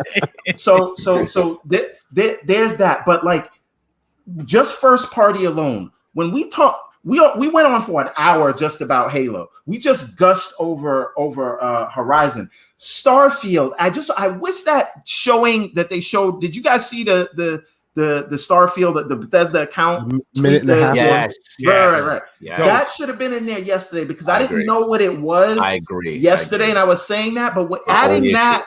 Right, but this is the thing. I feel like that issue has been solved today with these videos, and I'm not gonna lie. I like this everybody praises the pacing because they took out the talking heads and it was just game after game after game. And then the next day you get the deep dive, which is the thing that would have messed up the pacing of the show. I think it's super smart to do the show, just show what people want to see, the games. And then within the next few days, Paris, I don't know if you're still in the chat. I'm looking out for Thursday, right? Yeah, me too. I'm covering that. Forza and Halo had deep dives today. You can get the Tunic demo right now. I'm playing it. It's dope. All those things. But again, back to first party, because there's so many games. It's hard to think which is which. Like I don't know what's the deal with Avalanche and Xbox Game Studios. I know there were rumors about acquisitions, and I'm kind of glad that they didn't focus on them here, because at a certain point, you have to stop talking about acquisitions and you have to start talking about what you're going to deliver. And I think they did that in spades. So whether Avalanche is just doing a game for Xbox or they're a part of Xbox Game Studios, tell us that on another day, right? But Contraband, right? We got Redfall, which I'm with you, Boom. Very, very excited for that. For the main reason, they got the black lady's hair right. Right? Yeah. Right? Let's put your damn hands Sure. together. Right? Together, damn it. Right? Indeed. Slow And, clap and, that one. and again, like to me, the winner of the whole thing was, aside from Halo, it's so hard to find a winner, but that Outer Worlds 2 trailer was hilarious, dude. So Outer Worlds 2, Halo Infinite, Forza Horizon, Contraband, Psychonauts, Redfall. Like I'm losing count of all, and these are all AAA games. These are all big budget, high production value. A lot of them are story driven. These are the issues they had. My only one concern, or potential concern, because I don't know what Redfall and Contraband are going to be. I think we're starting to see, like as Xbox is claiming the crown for shooters and Western RPGs. I think we're a little heavily leveraged on first-person perspective games. Yeah, right. I think we need, and it's like you say, Todd, we need that just one. Thank you. That's all I'm saying. Right. Diversity, right? Just, I know that we can count Gears, and a lot of people try to like not count Forza when it comes to graphics and not count Gears when it comes to third person. So I don't want to be guilty of that, but I'm just saying we need a little bit more on the third person action adventure. And no, I don't need Xbox to be Sony. And I hate that every time Sony does something, people say Xbox needs to do that. No, Xbox needs to be Xbox and Sony needs to be Sony. But I do, as a person who enjoys, who primarily plays on Xbox and enjoys third person adventure games, I want to see some more of that. So that's the only thing I would like to see from Xbox first party that I don't think we have enough of, especially when you compare it to the number of first person games. But my God, like let's just completely dispel any notion of Xbox has no games. Sure, that's been dead for a while, right? Because I've been playing a lot of no games since the Series X launched, right? Right. I have 2 expansion cards on the 2 Series X's I have, and they are both almost full. So that is a shitload of no games. But this idea that there's no first party AAA output, I think that has been put to bed, and just show notes, like every complaint that they had, too much CG, we're going to show you gameplay or in-engine stuff, right? No first party, we're going to show you that. What is the story on exclusives? Here, hold these exclusives too, whole 6 of them that you're going to write articles and beg us for. Maybe Starfield's still coming to, no, it's not. It's exclusive, right? So all of those issues that were resolved, I just don't know what you could say. And then you could say, oh, hurry up and wait. No, guess like Ascent drops next month along with what else is coming out in July? Whatever it is. But like every month we have Flight Sim. Right, Ascent and Flight Sim. And then August you have 12 Minutes and Psychonauts. Like it goes on and on. The games are here. They're not coming, they're here, right? The call is coming from within the house. So for me, like they've answered all those questions, and now it is a bare knuckle boxing match, and that's what we'd love to see. Because listen, I remember watching Tyson fights, you know what I mean, in the 90s, and you would just go there and everybody would be excited, but then it's one punch, one round, and it was over. And I think that's popcorn, you'll miss it. Right. Exactly. Right. So that's what we were used to seeing, and now this is a fight. right? Yeah. And I love to see it. So we're gonna see Sony like put out their games, and they're gonna lock down exclusives. But at this point, it doesn't even matter, because like this is you're going to see competition, and you're going to see both companies be forced to strive for excellence in what's coming up. So I'm excited for the PlayStation. I'm excited even more for the Xbox. Like, wow. Anyway, I'll leave it there for now. Okay, cool. Well, you know what? Let's get Cyber's opinion before we get on to our top 3 picks of the show. Cyber, what did first party do for you? Was all of the doubt completely moved? So I'm gonna set the stage for you guys. All right. Phil Spencer walks in as his first day on the job of head of Xbox. Walks into the meeting and goes, "I want a AAA game at least every quarter on Xbox for my first party." Everybody starts laughing. Okay, fine. Walks out of the meeting. He comes back a few years later with the Infinity Gauntlet on his hand, Zenimax on the other, and just lets it go, pops it right into the gauntlet, and it looks with right Satya at them. Nadella doing background dances. Exactly. And he goes, "They called me a madman." And that's it. And that's it. And walks right out. Like, are you kidding me? Man, kind of like Cog was saying earlier, snowball effect is coming, y'all. Like, the avalanche has started. Yep. Just the sheer volume of games that they showed yesterday, 27 from the 30, which are all on Game Pass. Obviously, there are some third parties there, but just look at what's going on now. The promise of what we have and all the games that haven't been shown. Like, just this year alone, we have quality games coming every single month.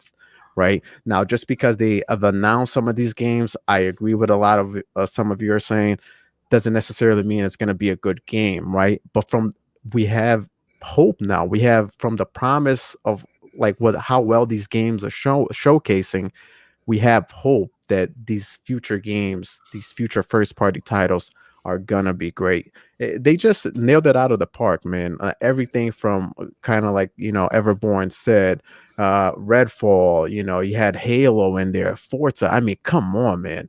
Forza 5 Horizon, that game looked beautiful. The way they transition from those, still images or still videos just right to the races. And if you watched it in 4K again, because when I was watching it on stream, I didn't catch this the first time.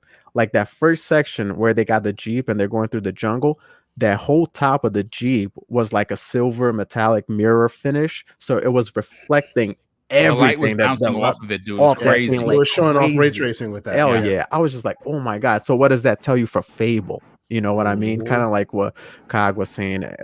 He was just telling Attic, hey, Fable's in good hands, man. And that goes for all these studios, Oh man, it's a very promising looking future. What we saw yesterday just solidified that.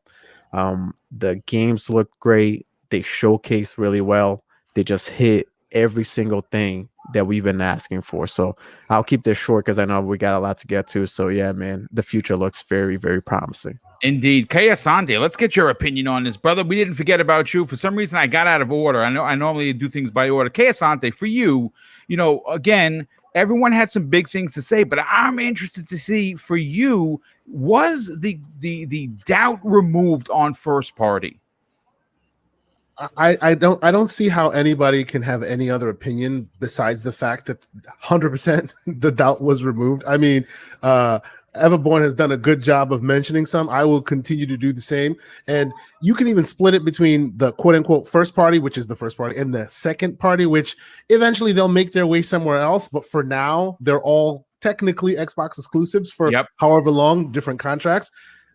Screw the first party. We've already discussed that. Contraband, I'm looking forward to it. Starfield, enough ink has been spilled on that, right? Halo Infinite, Forza 5, I'll just say, like in my notes when I first saw it, now they're just showing off. This is a Gen 9 aware game. It's not even Gen 9. It's a Gen 9 aware game, meaning it'll also be on Xbox One.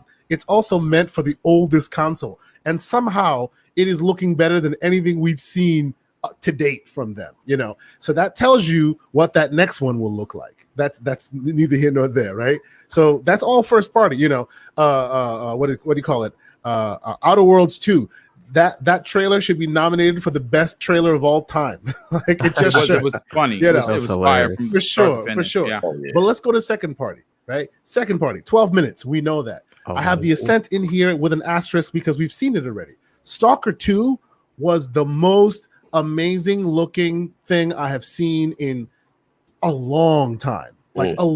At first I was like, this is kind of slow. What are they doing? And then I'm like looking at, I initially thought that when I watched the 1080p stream, because I'm like, yeah, okay, I see that what they're building, the atmosphere here. I don't get it. Why are they taking so long on this specific part of it, right? Then I see it in the 4K stream, and you see the animation, the dude having his speech and he talking, and it's like it's a real looking guy with his hair waving in the wind. Never seen such detail, such level of detail, specifically on Xbox. Because yes, PlayStation has the ability to show their games, as has been said aptly on this show already. PlayStation knows how to show their games. That is a criticism that Xbox has righteously earned. I think they don't show the best of their games. Sometimes you discover these things by yourself. Like I said, the Hayabusa armor has been in there since Halo 3. They didn't show that until today or yesterday or whatever, right? They should do better at showing their best features, and they're starting to do that now, right? Second party stuff. Stalker 2, The Gunk, also an asterisk. They showed it, that they didn't show it, but they did say that it was going to be released still in 2021. I am still super excited for that. We saw no hide, no hair from it. They just said it's still coming this year because they have so much to show. Crossfire X. Exactly. No mention, no nothing, because they have too much to show, and there's not enough time in the day to check in on every single one of their IPs, right? Replaced blew my mind.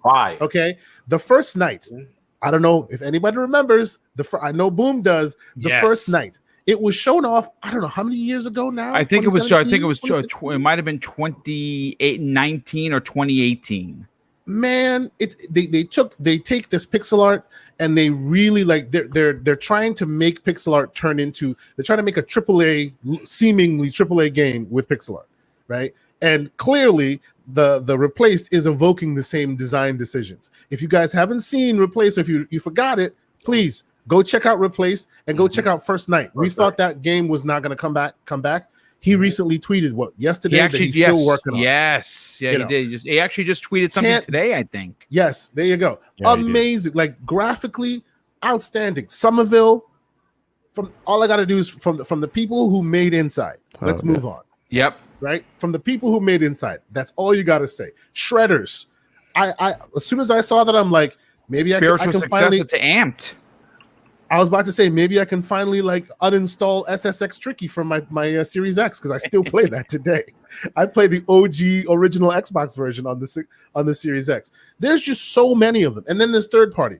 One thing before I let it drop, the one game which is third party, I'm not exactly sure if they have if they just showed them on the stage or if there's some kind of a marketing agreement or something like that. Atomic Heart. I have been following Atomic Heart really good for years. That looks good. NVIDIA has been using Atomic for 3 years ago. NVIDIA has been using Atomic Heart to try to pimp RT ray tracing. Shows it off. So if you go on YouTube right now and you look it up, there are lots of videos, like extended videos of how Atomic Heart looks and plays. That game is psychotic and weird. BioShock mixed with all of the weirdness you can ever think of. The first thing I thought when I saw that game was, man, I think that Kojima has a Russian twin because whoever wrote that thing is the Russian Kojima. Seriously, it is amazing looking. It is amazing looking. And I was day one 3 years ago, and now I don't have to pay for it because it's on Game Pass, right? Yeah. There's just so many games, and many of you folks have aptly pointed out so many other games that we haven't even heard about. We haven't even heard of because, Avowed, they spoke about it. I'm sure if they came out with a trailer for Avowed, it'd be the same trailer as the Outer Worlds 2 trailer because they're not ready to go there yet. But they don't need to, right? Because there's just so much.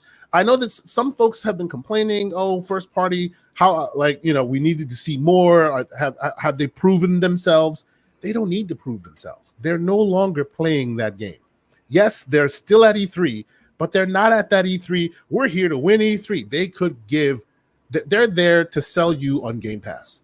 And except that they won E3. Except they had the best show there. Exactly. Yeah. Exactly. No doubt about that. And because they're there to do something else, you can see that confidence. They don't have to show you everything, but what they will show you will blow you away. So did they actually resolve that? Did the first party can they finally go to rest? Can 343 finally like rest easy tonight, knowing that people are at least happy? Those who matter, those who genuinely care, are happy. And if they're not happy, then we really need to have a conversation with them because there's something else going on. If you really genuinely cared about first party doing well, you cared about if you're an Xbox fan and you're in there and you're like, man, I've been screwed for too long. Why is it that they're not showing us they care? They've showed you they care now. You know, there's just no doubt about it. So in my opinion, 100%. There's just no denying first parties finally here to play. Microsoft finally opening the wallet, letting them sit at the table. Yeah, Xbox, you are now part of us. And anyone who doesn't like Xbox, anyone who's an anti-Xbox person needs to be very scared when Microsoft opens their wallet and says, "Yes, Xbox, you are now allowed to sit here next to us at the table." So yes, that's what I'll say. No, great stuff. Listen, this is again, we're closing in on an hour and a half. I don't know how much time Dealer's got left, but Dealer, I got to get your top three before we get you on out of here. I mean, you're welcome to stay and listen to the banter, brother. We definitely appreciate you being here. For you, what were your top three picks of the show? I would say I'd have to go first party first, right? Because it's been a while. Crap, something's going on with my mic. One sec. Trying to fix this for you. Okay. I'd have to definitely go with first party stuff. Halo, just because it shuts so many people down, right? And I like to see that franchise doing great things. Horizon, because it's the best racing game, franchise there is. Really, Forza Motorsport, Forza Horizon, they play it because of the way it feels, right? If it feels like crap, we're playing the crew, right? Bigger map, right? It's one of those things where you love to see their team doing work. They've had 3 years. It's been a pandemic, and I'm glad they've gotten this stuff out. And then I'd have to go with Stalker 2, just because of how not only how technically impressive it is, but how it is rising above what we know to be possible in a game like that. Even something as simple as switching a scope in real time is a challenge for a lot of engines and a lot of developers, right? You're just now starting to see this with Battlefield, Stalker 2, and you saw it with, that was one of the big things about the home front, right? The Revolution, or whatever that game is called. You could change your weapons again in attachments real time. I mean, a lot of games are starting to figure this stuff out and do this stuff, and that game looks so incredible in 4K with a high bit rate. I had to go with that one, man. Just something as simple and it's whimsical as dancing by yourself like a dude in a boiler room. You know what I'm saying? And then kicking this bucket to demonstrate ray tracing, right? I just thought it was a little bit more charming than I ever would have thought it would have been, just knowing what I've done. And I've talked about it partially in a video before. I didn't know that it would be quite this in depth and quite this awesome. So I definitely am looking forward to it. And I want to thank you for having me on, man. It's been, how long has it been? Yeah, it's about my time. I said an hour and a half minimum, and I want to thank you for having me on. Boom, seriously, you guys are doing big things, and just keep grinding, man. I'm gonna keep grinding. Everyone keep grinding. Yeah, just don't do it at a strip club, all right? And definitely, if you guys are watching, subscribe, support these guys. If you want to follow me, it's at @dealer_gaming on Twitter and YouTube at Dealer Gaming there. And thank you. And seriously, panel, all the kind words and stuff. Thank you guys very much. It's nice hitting you up. Hit me up on Twitter if you want me to follow you. And I'll talk to you guys soon. Thanks so much, brother. Definitely appreciate it, Dealer. You are a legend, and I definitely appreciate you being a part of today's show, brother. Thank you so much. Seize them. Cog, get on that shit later. Don't go to sleep too soon. Cognito, let's get your top three. For E3, the obviously the Bethesda Xbox event. What made your top three, brother? Let's talk about it. Yeah, I mean, obviously the first two, like Dealer said, the first party. I mean, Halo just being Halo was just magical. You know what I mean? That gave me the goosebumps. That gave me the feel. All aspects of it, the narrative direction, the multiplayer, the fun, the feel. I'm all the way in, and I'm so glad because people forget the impact when a Halo game drops. people keep, the whole no games narrative and people discounting, I know what Halo can do when it's good. And when Halo drops, the world stops.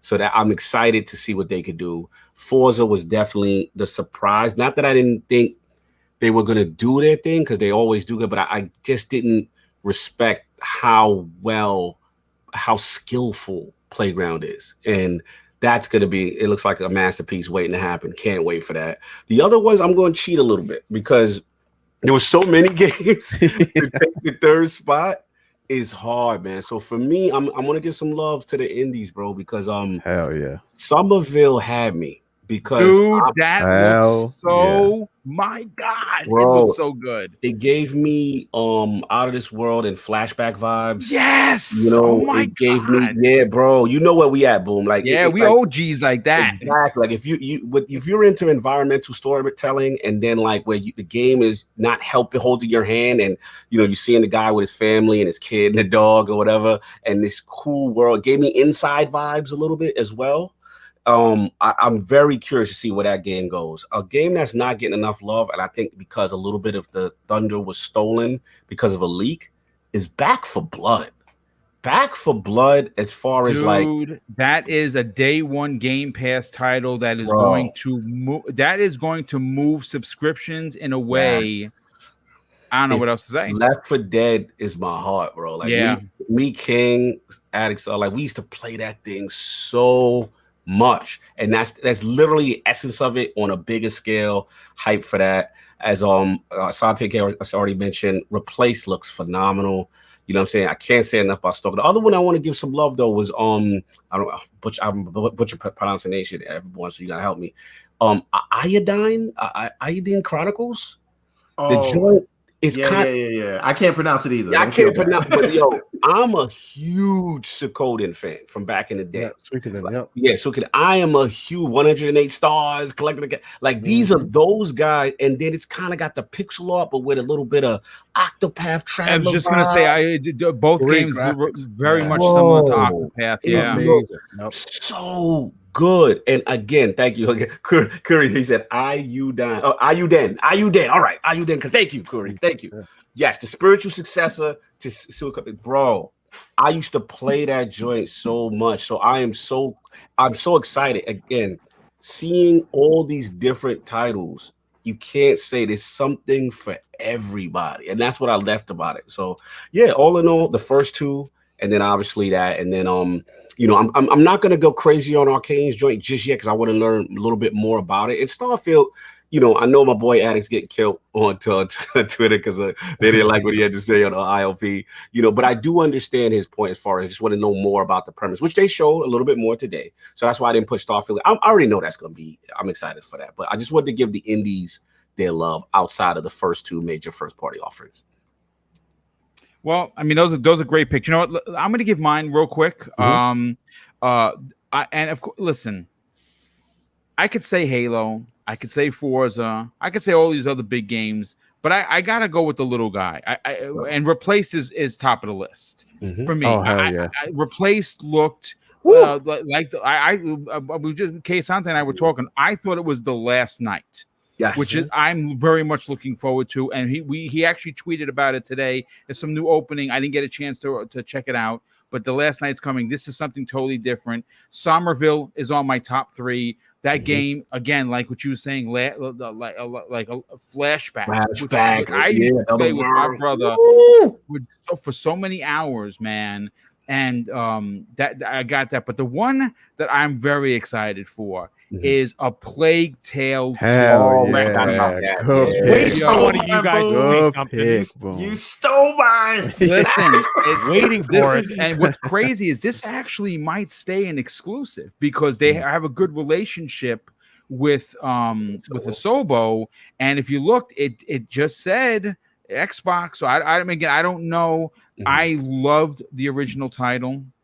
I could not begin to tell you how that brother-sister relationship really was told so well, and to get a sequel, which we had no idea was coming, that was a huge surprise for me. So those are my 3 top picks. Forte, what are your top 3 picks of the Xbox Bethesda conference? Oh man, so I'm with you on replace. Oh my god! As soon as I was sitting there with Cog and I was looking, I was like, as soon as I saw the knife, the shotgun go to my man's back, I was like, okay. I was like, okay. We here. We got some ninja stuff going on and a side scroller. This is what I'm talking about. It woke me up real quick. I was never asleep, but it literally woke me up to the point where I was like, yo, okay, this got my attention. So if I just kept it to the first party stuff, I would say the typical ones, because Halo, Forza, and Halo, Forza, and then we didn't really see anything from Starfield, but I was just happy to finally get a chance to actually see it. But me personally, my favorite thing, Battlefield, because I'm a Battlefield person. As soon as I saw the massive scale of that game, I was like, I instantly said right then and there, I was like, I might be quitting Destiny to play Battlefield. And then when they showed the multiplayer of Halo, I said, I'm definitely quitting Destiny for this. And then I came back to reality. It was like, no, I probably will never quit Destiny. But it was like the fact that they actually showed stuff that, I knew there was going to be a lot of things that we were interested in, but it's like just the breadth of content that is out there. The Eidolon Chronicles games, really interested in those because I am a huge JRPG person. People don't really know that, but it's just like there hasn't really been too many of them on Xbox that I really wanted to play. Like Forte, that's a very good point. I want everybody, because this is on Game Pass, you got no excuse. Yes. I want you to download that game, because you can't complain that we don't get these JRPGs and then nobody plays them. It's not going to cost you nothing. Make sure you download that game. Put at least an hour in it. I got about 17 hours in that game. Don't mess up these RPGs for me, these JRPGs. That's all I'm saying. Crazy? That game is still $60 for the Switch. Yeah. So when I saw those games and stuff, I was like, okay, this is what I'm talking about. People would say, well, you could have played it on your PlayStation 5. I was like, yeah, but for games like that, I like to see the achievements pop up on. I want people to know, like, yes, I actually played this game. That's the one downside to playing on Switch. That's why I had to replay Octopath Traveler, because I want people to know that I actually played that game, and knowing that this is something that we can actually get a chance to play. And there's 2 versions coming out in 2022, 2023. I'm very excited for that. We got Tales of Arise getting ready to come out. Can't wait for that. There's a whole bunch of stuff that was at this showcase that whets the appetite of so many different people. But Battlefield was probably my second most looked at one. And then, like I said, the game that I had just mentioned, I just drew a blank of so many games. It was so many games at this reveal. So many games. But yeah, that's probably my top one. And then Replace was probably my most anticipated one that I was like, okay, I'm definitely in for this one. And you can't deny Forza. They were just stunting on people out there. They're just stunting on people. And that would be my top 3. Nice. Keasante, what were your top 3 of the Bethesda Xbox showcase? So, in no particular order, I'll first and foremost say my first one is the same one that Jason Ronald said was the game he's super excited for on the ILP podcast. Forza 5. Yes, Forza 5. Shout out to Attic. It's just, yes, for asking the most righteous question anybody could have. Shout out to him for actually going back and actually answering the question. Shout out to Jason Ronald for doing it. Wow, I hit him up. I was like, bro, that was love that you did that, because everybody wanted to know, and it validated what he said. You know what I'm saying? But continue. I suspected that many people kept asking him. That's why he was like, by the way, the game that people were saying was this one. So, AKA, stop asking me, okay? Leave me alone. Leave him alone. But yes, Forza 5. Unbelievable. I still play Forza 4 all the time. Play it whenever possible. It is beautiful. It's the game that you show non-gamers. They look at it and they go, why are you watching a race? I'm like, nah, I'm playing it. And they're mind blown. I do it to my wife all the time. Anyway, Forza 5, that's one. Number 2, Halo, of course, because I'm unapologetic. They showed me what I needed to see. I cannot wait to dig into the campaign. Yes, I said it, the campaign, because I'm a campaign dude. I will make sure I finish that campaign maybe twice before I hit the multiplayer, but I will still also hit the multiplayer because I like Halo's multiplayer. I really, really enjoyed it. And for me, oddly enough, even though we don't have all of the answers yet, and I needed to see it in 4K before I really was like, yeah, this is interesting. Don't get me wrong, Somerville, I'm there because the makers of Inside made that. I love Inside. Oh, I love Inside. So I am there day one. A lot. The Ascent. Oh, I am there. I've been wanting the Ascent forever. Like, why has it not released yet? I'm there. But for me, the third one that really surprised me was Redfall. Oddly enough, yes, and I'm a bit of a hypocrite, because usually I'm not huge on the CG trailers. I know Everborn is gonna get on me on that, but I did say, and I can still like save face a little bit when you first show it and you want to show me a CG trailer. Cool. If I see it again, I better see some more than just a CG trailer, right? Meaning next year, 2 years, whenever you decide to show it again, then I want to see more. But what I saw this time, it was great, man. I really enjoyed what I saw. Like you said, they did the hair right. That was my first little check mark. Okay, not bad. Secondly, they have a lot of swagger. You could see there's a lot of personality in the characters. It's almost like they were going for a little Overwatch kind of, because each of them have such personality. But then again, you read a bit of information, and they say you can play it single player. It's basically open world co-op shooter. I'm like, yo, play with people. Check. Yeah. Oh, so many check marks, and the character, the art style, the whole deal is dripping with style. Good gunplay plus a little bit of magic. Yo, I'm in it. Like, I'm in it. Give that to me today. That is. I know I can't wait. I know it's not, but I'm crossing my fingers for it to be third person, even though I know it's first person. And real quick about that, Everborn. I know you've said that to me before, and you said that again today.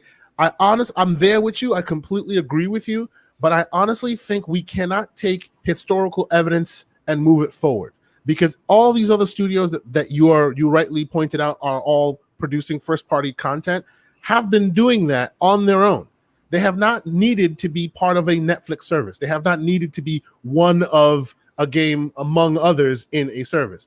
And because of that, they stick to what they know. They stick to where the bread is won, right? Yes. Hence, you got your, Wolfenstein with the twins, which didn't work out so well. I suspect now, once the dust settles and everybody's like turning out one or two games, you'll start seeing some surprising things from these first-person. Redfall is coming out in less than a year, which means they were already making it. So even by your logic, it's probably going to. But that's neither here nor there. But I guess my point is it is already existing, and because it's already existing, it has to finish first, right? Once every one of those studios releases what they were releasing before they were bought, then it becomes, okay, what do you want to make now? Because now you're under the umbrella and you can look at the library and go, what do we need? What do you feel like doing? And I suspect, I don't know for sure, but I suspect you might see some of that, playground switching the kind of energy where they go, we've been making this type of stuff for a while. Let's diversify and get a little bit more crazy. I suspect that may be more mainstream within Xbox once at least their first output is out. Because like you rightly pointed out, definitely they were probably working on this game well before they were acquired, right? So they have to they have to finish all that they started. But I honestly suspect that once all this the dust is settled and you see the teams they've got and you see the offerings they will see what you see, which is a lot of first person. Yeah, we see that, and you'll start to see some more diversification. But to the point, these three are just three that just came off the top of the dome. Clearly, there will be three more if you ask me 15 minutes later, because if you watch that thing in 4K, man, it's just one after another after another. And that's not including all the stuff they showed you last year that they have not showed you anything about now. So I'm good to go. Yeah, those were my three highlights of this show. Yeah, for sure. Nice. Listen, before I get to the rest of the panel, let me just catch some super chats. I mean, there's so many of them, and I feel bad if I missed them. Fiddle Eagle, generous friend of the show, he drops an additional $10 super chat and says, the console war is dead. You only notice the fictional war still if you follow clowns or waste your time with reposting hateful crap. True gamers are united. We are a community. Block the trolls. Indeed. Killantis drops a $2 super chat and says, best E3 in a long time. Jerron TJ drops a $5 super chat. Says, "Hey, Boom and panel. What if 343 makes a Halo third-person game spinoff? I'm so excited. I say yes, yes, and yes, please, because I would love that. I would love to see Halo in third person." Danny Passion Official drops a $2 super chat and says, "Let's go 9.5 out of 10. CYV Studios, new channel name." Oh, okay, cool, dude. Thanks, Steph. Appreciate that, Danny. Great to have you here, part of the show. Drawn TJ drops another $5 super chat. Says, "Halo has returned to the glory days with the modern spin on it. Love the Xbox community." Yeah, man. Absolutely. And Boogeyman, good friend of the show, he drops an outstanding $20 super chat. Says, "Xbox said no games, huh? No gameplay, huh? Too much talking, huh? Hold my beer. Watch this." Meanwhile, Capcom, Gearbox, and Take-Two had a competition of the worst E3 show ever. Sony debuted its new. Yo, I almost spit out my water. Cosmic Fro, love the name, dude. Drops a $5 super chat. Says, "Much love, guys. Let's not forget Halo multiplayer will be 120 frames per second on PC and series consoles. That's killtacular. Indeed, it is." We also have a few more. Let me just catch up on those, and we'll get everyone's top opinions. Flame drops a $2 super chat. "Yeah, but what about Animal Party, though? Don't forget." Someone actually said something funny that dropped a super chat with that.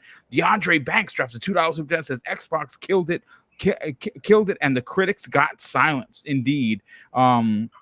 Black Ronin 357 drops a $5 super chat and says, "We listened to Griselda and Freddie Gibbs, good bro. You gone cry in the PlayStation 5 or the Series X." I like bars on that one. Yeah, that's good stuff right there. Dirty Swaggy drops a $5 super chat and says, "Love these podcasts, ILP, RDX, Xbox 2, your all and your podcast, Boom. I don't super chat, but I listen, and this week is special. Xbox is on the rise." Well, thanks, brother. Definitely appreciate your listening and, of course, your generosity. DeAndre Banks drops another $2 super chat. Says, "Game Pass just finished the competition." Indeed. And Resting Craig Face. Yo, he drops a $10. That might be the best name I've ever heard. $10 super chat, and his avatar is Craig, which is great. Is anyone going to bring up the elephant in the room? Xbox has too many games. LOL. But seriously, this show was amazing, and they didn't even show all of the games from last year. They haven't released yet. Yeah, it's just crazy, dude. Dr. Emmett Brown drops $2 super chat. Says, "Starfield is a Sony PlayStation excluded game." Oh my god, the slander. I love it. We have Dan Lazaro drops a $2 super chat. Says, "I don't care. Party Animals looked hilarious. It actually looked really good, and I think it could be." And this is a Stitch 6669 says this after a $5 super chat. "You're all wrong. Best game of the show was Party Animals, hands down." I think that took a lot of people. Yeah, don't sleep on Party Animals. Let's see. Who do I got? Is that the new Bug Snacks? Yeah, well, hopefully, No, hopefully it's not. new That's Fall that little- Guys. I'm telling yeah, you. The new Fall Guys. Yeah, Fall Guys vibes. Yeah, Yeah, absolutely. Everborn Saga. Let's get your top 3. Okay, listen, I don't even have to think about this. My top 3 are Halo Infinite, and the Xbox fridge. Don't forget the Xbox fridge. But the fridge, mini fridge. Indeed. There were so many games. I have to do this in categories. Okay, best first party trailer reveal that we've never seen before. Outer Worlds, number 1. Starfield, 2. Redfall, 3. Right, best first party that we are going to be playing this year. Halo Infinite, of course. Forza Horizon 5. Flight Sim. Come on. Now, best indie, 12 minutes, The Ascent, and Replaced. Yes. These are 9 games just off the top of my head. Off the rip. Think about this right now. Off the rip. So I don't even, and then Contraband obviously gets the honorable mention because it's Avalanche. Hopefully it's good. And then another honorable mention, and this should be on the list, but there's just other things that I'm super hyped about. This is the other 3 that I'm super hyped about. Psychonauts 2. Yeah. A Plague's Tale. And Stalker 2. Yeah, it's So, literally but that's 12 games now. That's 12 games, yeah, and every one of them is a banger. And 2 of them pays for the entire year subscription of Game Pass. Just saying. Yeah. I'm paid up on Game Pass till the end of 2022. You know what? The show's a 9.5. I said it. Let's go. Yeah. That's it. It was a 9 yesterday. Now in 4K and thinking I'm getting all of these, it's 9.5. Yep. That's it. I'm not even going to take up too much time. That's it. No, that's all right. Cyber 12 games for 12 teraflops. We got a game per teraflop. I love it. That's great. Cybernox, what were your top 3? Listen, before my top 3, I'm just gonna do a quick mention of all the games that we kind of. There's so many games in the showcase. Listen, Yakuza Like a Dragon pick it up right now. You could go pick it up right now. I don't want to hear no excuses. Nobody Ichi's mentioned out this here. game. I don't hear nobody talking about Hades on Game Hades. Pass. Hades is 2 days away. No, Yeah, a few days away. about Hades. this. Yeah. Like, So come I on. downloaded Evil Within 2 last night. Oh Like man, right after the show. That Hades game is dope. coming- I'm telling you, you're gonna enjoy that game. Hades. Hades August coming 21st. August 20. August 13. No, 21st. 21st. Okay, I'm Hades looking coming on to the Game website. Pass and the Xbox ecosystem. Big. Kyle, you probably know this game. Origami 2 coming to bro. Game Pass. That They said, potential co-op. come bro. on, and it's that on. stealthy Facts. genre that we're missing. It's, It's just cell shaded tension with co-op. It's fire. Let's go. Sable, like all these indies that are going. Sable looks dope, dude. Oh yeah, obviously Sable's my really good. my 12 minutes. I think I talk about it every other podcast here on PTG. Like it's incredible. Now for my top 3, I mean I gotta go with it. Halo, the redemption story just hit different. That chief, that essence, that yes, just hit different for me. The showcasing of the multiplayer was amazing. Forza 5, absolutely. You know, just the graphical fidelity alone that game showcased, it was amazing. And then for my third one, I think was it Chaos Hunter? Was it you or was it or Everborn?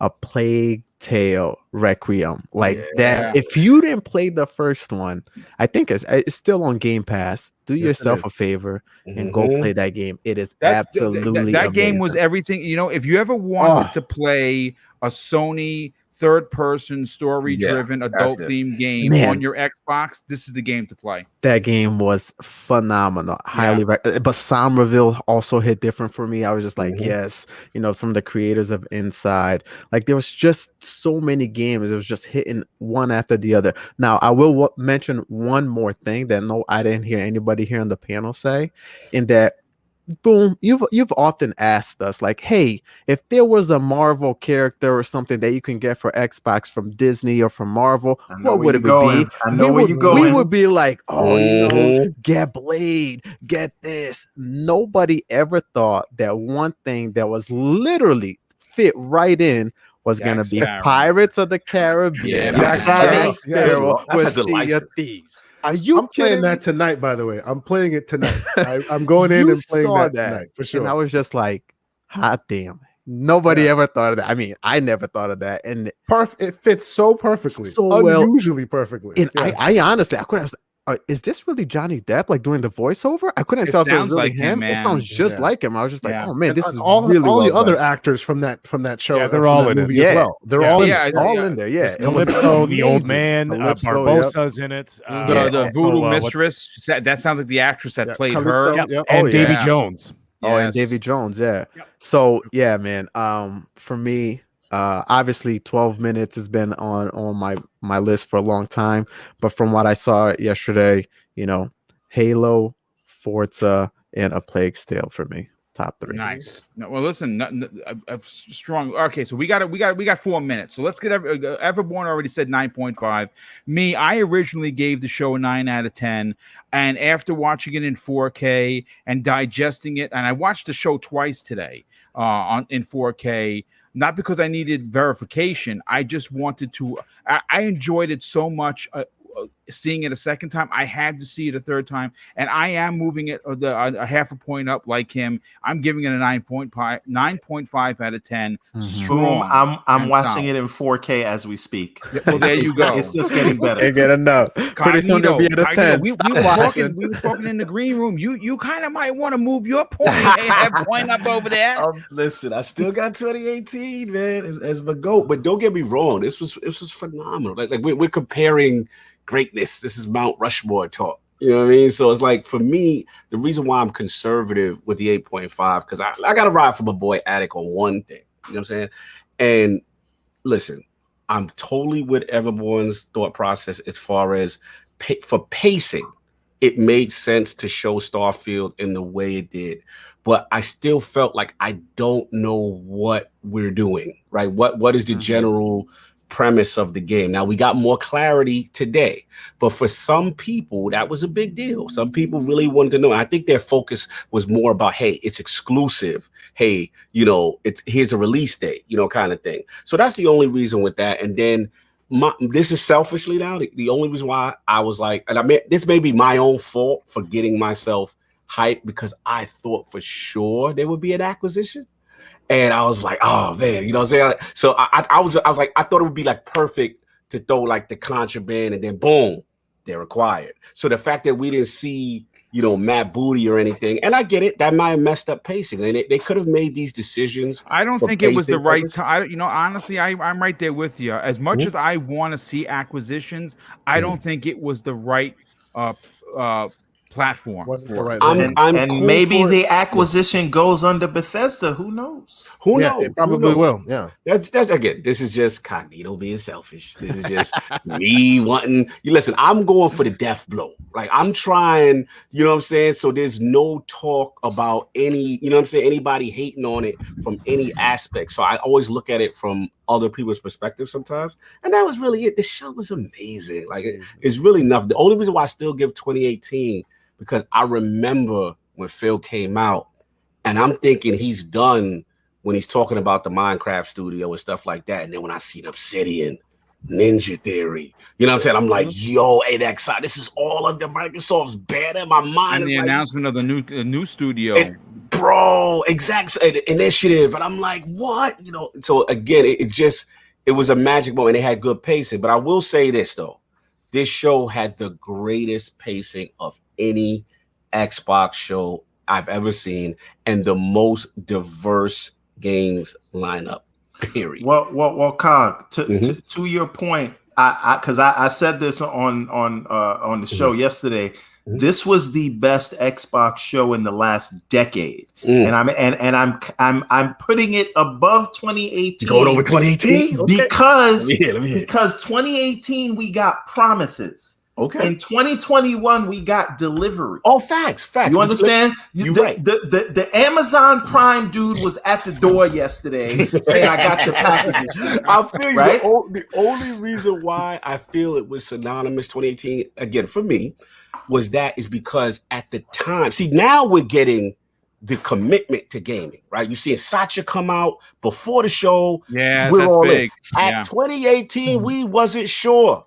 We were like, yo, are they out? Are they committed? Like, what's going on? Sony's out here moving and shaking, and y'all doing second party deals, and y'all not really showing me that y'all in this to compete. Because remember, like, let's be real, PlayStation 4 was out here. It was demoing. It was spooky. You know what I'm saying? So for me, I needed to know that you gonna pick up your hand and you gonna fight back. Because I didn't like getting punched in the mouth every 5 minutes. You know what I'm saying? No, real quick. So it was just a symbolic move. That's all. But the skinny kid in school who always used to get bullied, this is the made fun of. Yes. The skinny kid. And then he turned around and said, "Stop messing with me. Yeah, I'm fixing my glasses. My mom told me don't hit nobody unless they hit me first. Please stop messing with me." And then when he stands up, politely folds the glasses. He politely puts it inside the case so it doesn't get messed up. I feel you, bro. Before he proceeds to thrash. I feel you, bro. Like I said, hit me with the straw and the paper in the back of my neck one more time. Real quick. Wait. Let's get Mag's top 3. Yes. Before the end of the night, Mag. Listen. You heard everyone's opinion. And I'm going to be honest with you. I saved you for last because I expected to be the best. And to be honest with you, it almost seems unfair to say, give me your top 3, but give me your top 3. What? You're putting more pressure on me than 343 right now. The best. What the hell is that? Anyways, listen, you guys kind of, going the last, the only problem with that is that everybody's pretty much already said what you're going to say. So my top 3 were the surprise. The biggest surprise for me was, of course, Pirates of the Caribbean. I wasn't expecting that, and when I saw that, I freaked out. Is that single player? Is that a story? It said story, and story. actually said a story. Yeah. So they said it is actually a story. So it's going to be, I guess, a single player kind of thing. Maybe you could do a co-op, kind of like a Far Cry 5. We could still do the campaign and stuff like with other people. So there you go. So you got that. The other one, obviously, is to me was a Plague Tale Requiem. The first Plague Tale was absolute masterpiece. I adored that game. I started playing. I'm like, all right, let me see this game with the rats. So I started playing it, and about like half an hour in, I'm like, this game is magnificent. And I'm like, this really does feel like, your quote unquote Sony game or whatever. But the story was captivating. The way that the first bit, I won't get into spoilers for anybody who hasn't played it, but like the whole thing was storming the farmhouse / castle and the family and them being separated and all this. It was amazing. It was gripping. It was good. And then it really did make you feel vulnerable and alone out there, as basically controlling 2 kids. And anyways, what a magnificent game. The fact that this sequel was coming, I had absolutely no idea that a sequel was coming. I was blown away. I was really I sat back shocked. Yeah, that was my blown away moment. I was like, what? Like, you didn't see this coming at all. The other one, my last one is a Stalker 2. Stalker 2, I didn't put anything into this. I didn't invest any love or time into the Stalker 2 until yesterday. And then when I watched it, I go, wow, that looks pretty good. And then after we finished our podcast yesterday, I watched it again. And then I said, okay, wow, that looks really, really good. And then I watched it again this morning, and I said, holy shit, this game is incredible. How did it go from teeth, Mag? Yeah, exactly. How did it go from okay to oh my god to holy, whatever? And I'm like, this is amazing. I'm like, now I'm really pumped for this game. Someone else said it on the panel a little bit earlier. It's kind of like Metro on crack. You know what I'm saying? Like that kind of idea. Like, amazing. Anyways, honorable mentions. I'm going to give a few of these quickly because I didn't get any of this out of my system. Funny enough, I actually didn't even realize it myself. I actually wasn't even in the last topic. My honorable mentions, I got to go with the fact that they put Hades in there for all the fans who want to play that game on Xbox. You're opening it up to a whole new ecosystem. The other one that looked really interesting to me was, forgive me if I'm pronouncing this correctly, but it's pronounced like Yuden Chronicle. Talk about it. That looked dope, man. I was like, whoa, I'm not really into that scene, but I started checking out. I'm going, wait a minute. This looks like something. And the thing is, it's going to get a 2023 expansion on top of what they're releasing. That means they have a long-term commitment to this world. And the thing is, it's not the kind of game that they're just going to pop in there, you're going to fall in love with, and then they abandon it. Right. And that's always like something that makes me hesitant with some of these big open world games or something, like you're afraid that they're going to like stop supporting it. And all of a sudden you're like, well, I just fell in love with you. And now you're walking out the door. You know what I'm saying? Like, it's like that's kind of how I feel. So the fact that they've got expansion coming out for at least another 2-3 years from now, that means that this game's going to be supported, and I think they're expecting numbers. The Ascent, obviously, the Primetime Gaming crew, we are going to be playing this. Yeah, right, we are. Let's go. Yeah, exactly. We're going to be playing that game. And the other thing, let's give the last honorable mention to Forza Horizon 5. Now, the thing is, my God, like you can't. All I can think about is what are these guys going to do with Fable? That's all I can think about. When I saw that, I saw the potential, and I saw the talent. I mean, we always knew the talent was there, but I mean, to see this, you're just like, whoa, this is something. This is some next level stuff. I'm not going to bring all the games that that everybody has already talked about because everybody already knows. We already know what's already out there. However, I will say one thing about Forza. I swear to God, Paris, if you're still in the chat, I know you got Phil's ear. If you don't find a way to get Phil to get a Twisted Metal expansion on that Battle Royale in Forza, I'm going to be awfully pissed. And another thing, if Sony's got that name Twisted Metal locked up, guess what? There's the B Squad. You could get Phil to jump on that. I'm pretty sure Vigilante 8 hasn't come out in about 20 years. Vigilante 8, which was dope, dude. That was kind of dope. I enjoyed Okay, that. so you know what? Phil, find the guys who made Vigilante 8, whatever they're doing now, washing cars or whatever they're doing. Find them, get the license, and I want a Vigilante 8 expansion for their Battle Royale for Forza Motorsport. That would be amazing. But anyways, enough of that. That's my top 3. And yes, you know what? Just to give my score, I had to raise my score from an 8.5 from yesterday. I let it sit. I let it marinate overnight. I threw it on the grill, and it's even tastier today than it was yesterday. And let me tell you something, it's a 9.5 now. That was everything that I wanted to see. It was a multifaceted attack plan. They gave you every genre. What did Phil say? What did Phil say a year ago that people laughed at? I want diversity. And everybody's like, no, you don't. You need AAA bangers like Sony. I'm like, yes, you're going to get that. But you know what you do need? You need diversity. You need diversity that people are going to be playing on PC. You're going to be having games like Age of Empires 4. You've got games like Hades. Okay, then you've got the anime crowd who wants the Yuden Chronicles. Okay, that's coming out. You got the platformers, you got the Psychonauts, you got the first-person shooters, you've got Halo, you've got the racing games, you got Forza. You got Dealer's Game of the Year, Slime Rancher 2, for the kids. And then the Fighty Bears to the Death game, whatever the hell that was called. Okay? Party Animals. Right, Party Animals. There you go. I'm going to call it Fight. I like that. Telling you, man. Yeah. Yo, shout All out the to guys names, that Age of Empires would have been probably Exactly. number 1. And what else you got? You got the more multiplayer games. I'm going to bring up Halo again and Forza, but you got those ones. Then you've got the Back for Bloods. Okay, you've got the Redfall. That's going to be multiplayer. You've got Pirates of the Caribbean now in Sea of Thieves. You've got the Ascent. I could go on and on and on till my head pops off. They have covered every angle, but something that Cognito had said a little earlier, okay, is that they still got bullets in that chamber. Okay, so you know what the thing is? No, not in the chamber. Excuse me. They got bullets in the clip.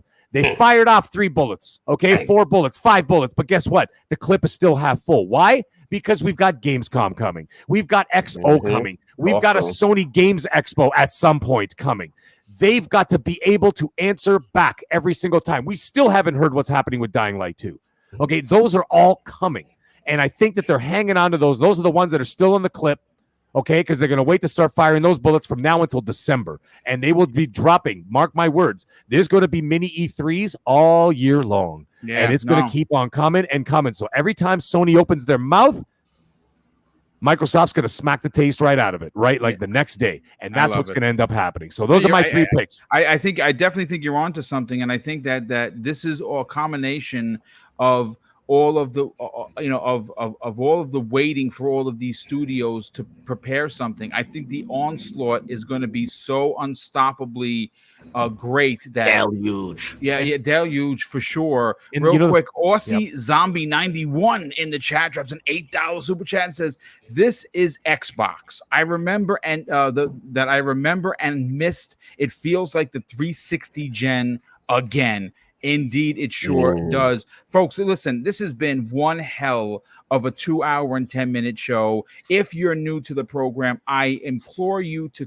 consider subscribing to Double Barrel Gaming. Now, this is live stream number 2, and I'm going for 6, folks. That's right. You're getting a live stream, 2-hour live stream every day for the rest of the week, starting with tomorrow's Xbox Factor podcast, where we have a monster panel, and we're going to be talking Xbox again. On Wednesday, we're doing our mid E3 conversation, and then of course Thursday Xbox Factor comes back again with the crew to talk about some new and stories I'm putting together. And of course Friday mornings Breakfast with Boom, which I believe King David is going to be a part of. We're going to be doing our E3 wrap-up show, and of course that will be 6 consecutive days of podcasting. And quite frankly, I don't do it often, but this is this is what we train for. Real quick, Viper XT drops a $5 super chat and says, "I'm intrigued with Atomic Heart. That showing gave me We Happy Few vibes. I'm all in." And Flame drops an additional super chat of $5 and says, "If you're an Xbox customer, I want you to know that this is about delivering great exclusive games and that ship on platforms where Xbox Game Pass exists." And of course, that's a quote from Phil Spencer. But let's get everyone out of here. Hey, get down or lay down. You want to get down or lay down. Indeed. AKA. I like that. Cognito, why don't you tell everyone where they could reach out to you on social media, but more importantly, tell everyone about the Iron Lord podcast and, more importantly, lordsofgaming.net. Appreciate you, brother. You already know at Lord Cognito on Twitter. Fantastic panel boom. This is a lot of fun, man. This is probably my favorite show of the year. Yeah, y'all had the Hands feel. down. It was good to see. It's good to see this type of energy from everybody and just everybody excited about games. And the last thing I'll say with reference to that point was just like, don't let Twitter steal y'all energy. You know what I'm saying? Yes. If you're feeling good about something, continue to feel good about it. Do not let anyone steal your energy because Twitter will tell you not to get excited. But you know what, Cog, though? That actually increases my energy because you can smell the desperation. Yes, yeah. And I see him sweating and it tastes good. It's good. Please try to detract me some more. You're nervous. You know what it is? What it realizes some people, it's okay to have an opinion and disagree with something, but there's some people who you learn that they're not really here for gaming. They're here for something else. They're here for drama. Yeah, the gamers who saw what they saw, they felt what they felt, and what's funny is the majority is speaking right now. And that's good to see. So at the end of the day, that was up. But so you already know Iron Lord podcast. Every Sunday is the Lord's Day, 1 p.m. Eastern. Check us out. Appreciate the love. And of course, lordsofgaming.net. To me, that actually means a little bit more to me. If you guys, retweet or support the articles, we have great writers, great team. I really appreciate it. They're working hard. We became media for E3. And again, just loving to see the hard work that everyone's putting in for the team. So it means a lot to be boom. Thank you for the invite. Forte, the homie, Everborn, the homie, KSI, good podcast with you the first time. Mag, you and your bag, and Cyber, you bringing the feels, bro. You bringing the feels, man. You saying a lot of things that really resonated with me. So much love. Prime time. Always a pleasure to be back. Well, thanks so much for being here. And, of course, making his tremendous return in the biggest way possible. Gaming Forte, hey, Slow-Mo is in the chat, and he hasn't thrown any Ninja Stars your way, so you're safe. It's a safe space for you. Shout out to Slow-Mo backside. We got to get you on. Listen, dude, if you're going to be around on Friday and you're working from home, the golden ticket has been mailed. We'd love to have you on the E3 wrap-up show. Get your favorite picks of all of the shows.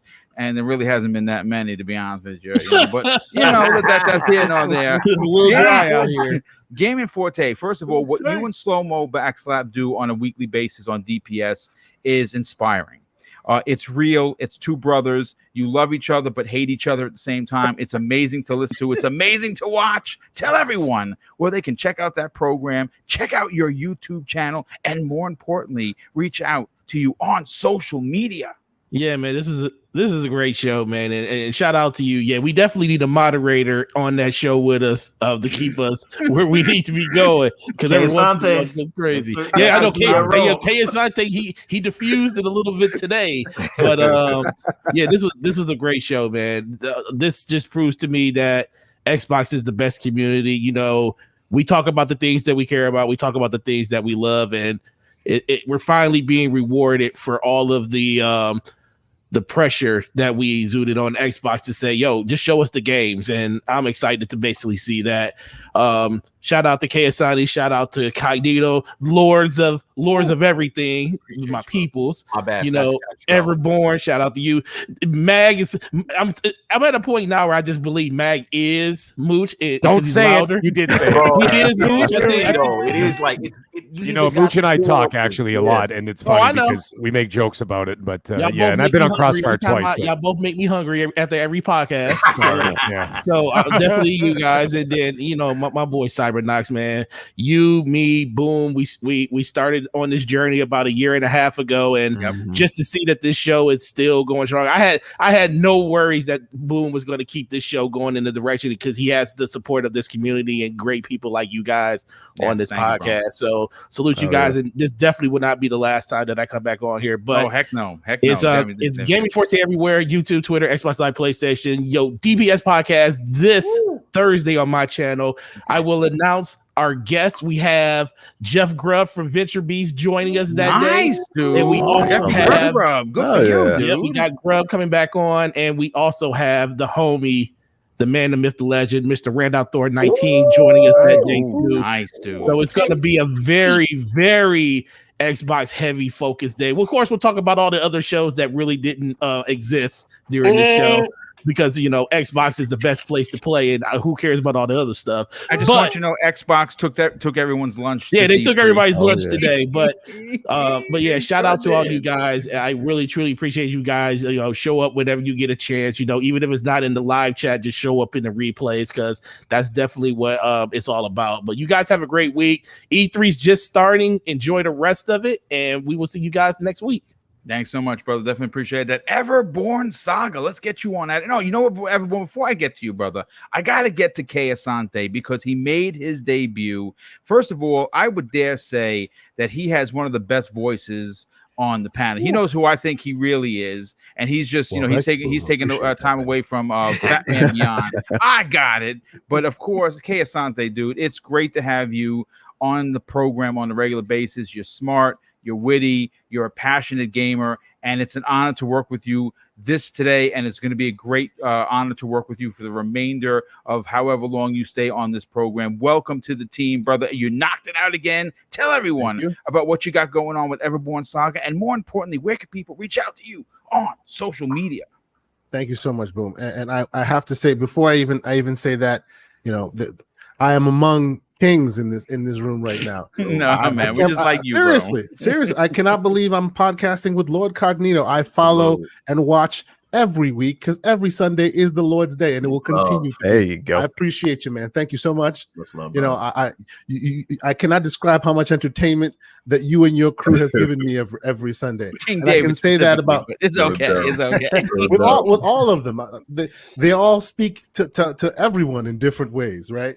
And of course, you have, of course, Boom, the hardest working man in podcasting. Everybody knows this. I appreciate the opportunity. Thank you for having me be on your panel. I really appreciate it. Mag, I love your opinions. It's always entertaining and really intelligent. And I love hearing you speak. Don't let anybody tell you you're too loud. I get told that. Don't do that. Yes. Forte also, DPS, I'm always watching. You in slow-mo, hilarious. I love it. It's great. You keep doing it and I keep watching. I'm always on there. Whenever you guys are on, I have an auto turned on. I'm always there anytime any one of y'all start streaming. And of course, Cyber, always appreciate chatting with you. I appreciate all the information you provide. It's always really great to have you on the podcast. I appreciate the opportunity. It's K_Asante on Twitter. As some of you may know, myself and Mr. Everborn Saga, who I'm not going to give as much credit because he and I are on the same path. And I got to keep slapping in the back of the head every once in a while. You know what I'm saying? We're on a journey. Thursdays we do the movie and TV show podcast on the real talk. Please come and support.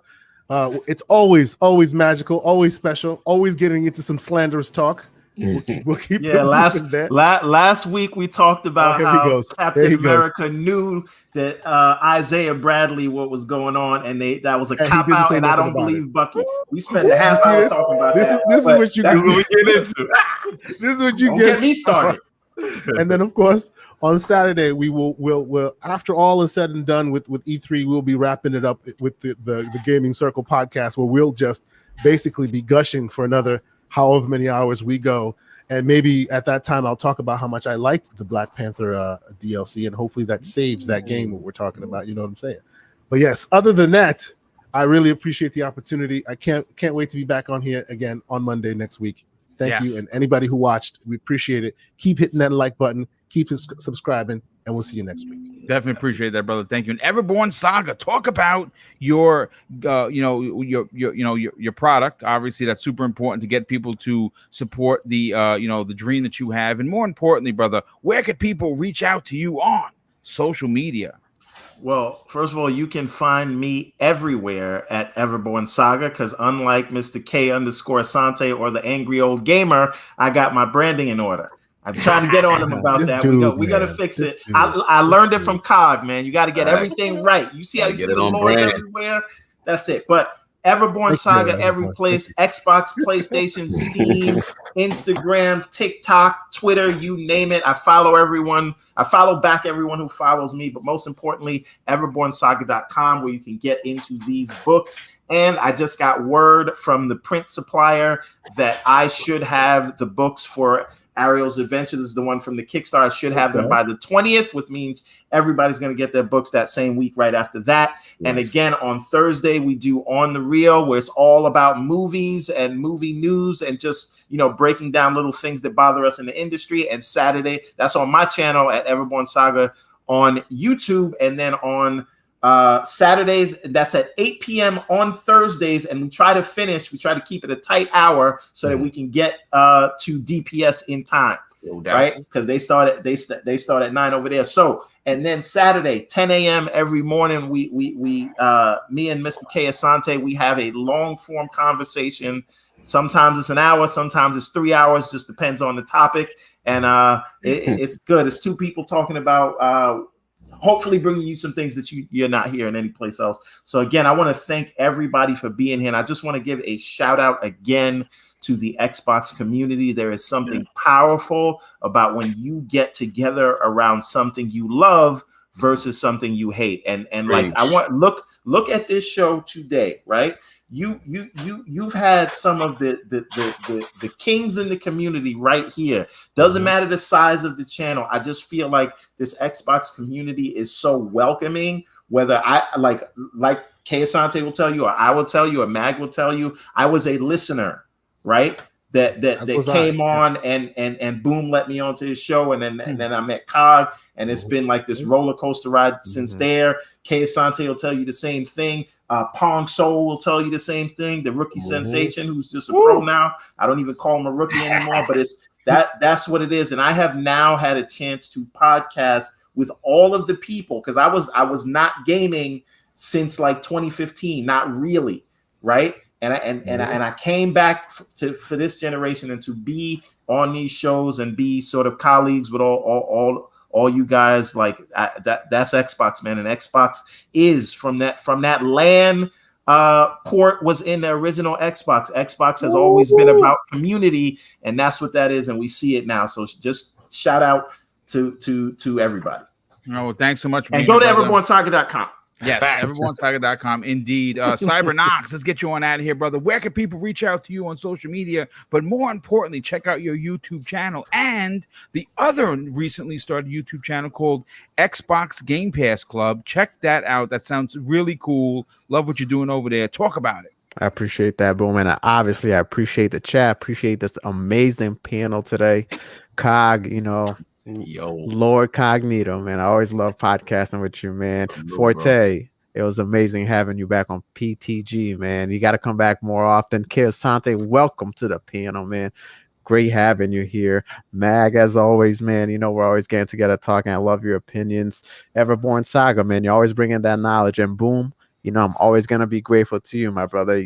Just like these guys, I was a listener. You reached out to me, you said, hey, why don't you come on, give it a shot? And it was, it's been one hell of a ride. I'll tell you one hell of a ride since then. So it's been great. But yeah, guys, CyberKnox everywhere. Anywhere gaming, CyberKnox, my YouTube channel. I know I've been a little bit low on content, but it's because I'm doing a couple things here in my personal life, which I have literally no time to do. But I'm going to start putting some more stuff out on Xbox Game Pass Club. That's pretty much a book club for Game Pass. We go there, we pick a game at random. My goal is to build a community large enough where we can, select the game, play it together, discuss what's going on with the game, and then review it as a community. I thought that'd be real dope. But that's Xbox Game Pass Club everywhere as well. And yeah, I appreciate we can actually feel the shift in the industry right after a show like that, and see everyone praising what we saw and having a very hopeful future. So yeah, I can't wait to see what else we got in store, and I can't wait to talk more about it next week here on Primetime Gaming. Yeah, well, thank you so much for being here, brother. Definitely appreciate that. Listen, folks, this has been an incredible show. One of my favorites of 2021 for sure. I want to thank the ridiculous amount of super chats that have come in. Really, it's humbling beyond words. I say that all the time, and I honestly, truly mean it. I don't expect anything, and you completely blow me away each and every show. Of course, I want to thank the new channel members. I think we're closing in on 50. We might even surpass 50. And that's obviously, we had 100, but we had put everything on hold and returned everyone's money because, we had to make some changes to the, in the background of the channel. That has been done. And of course, I want to thank everyone that came back and everyone that are new to Double Barrel Gaming that has become a channel member. It's greatly appreciated. And of course, I want to close out the show with something that's important to me. Hopefully one day it'll be important to you. And that's something that my dad taught us when we were kids. And I think now more than ever, it's ultra important. He said, son, treat others how you want to be treated. Also, it doesn't cost anything to be nice. You live by those rules, and I can guarantee you're going to have an awesome day. So take care, everyone, and we'll see you next week on the newest episode of Primetime Gaming with Mr. Boomstick and Friends.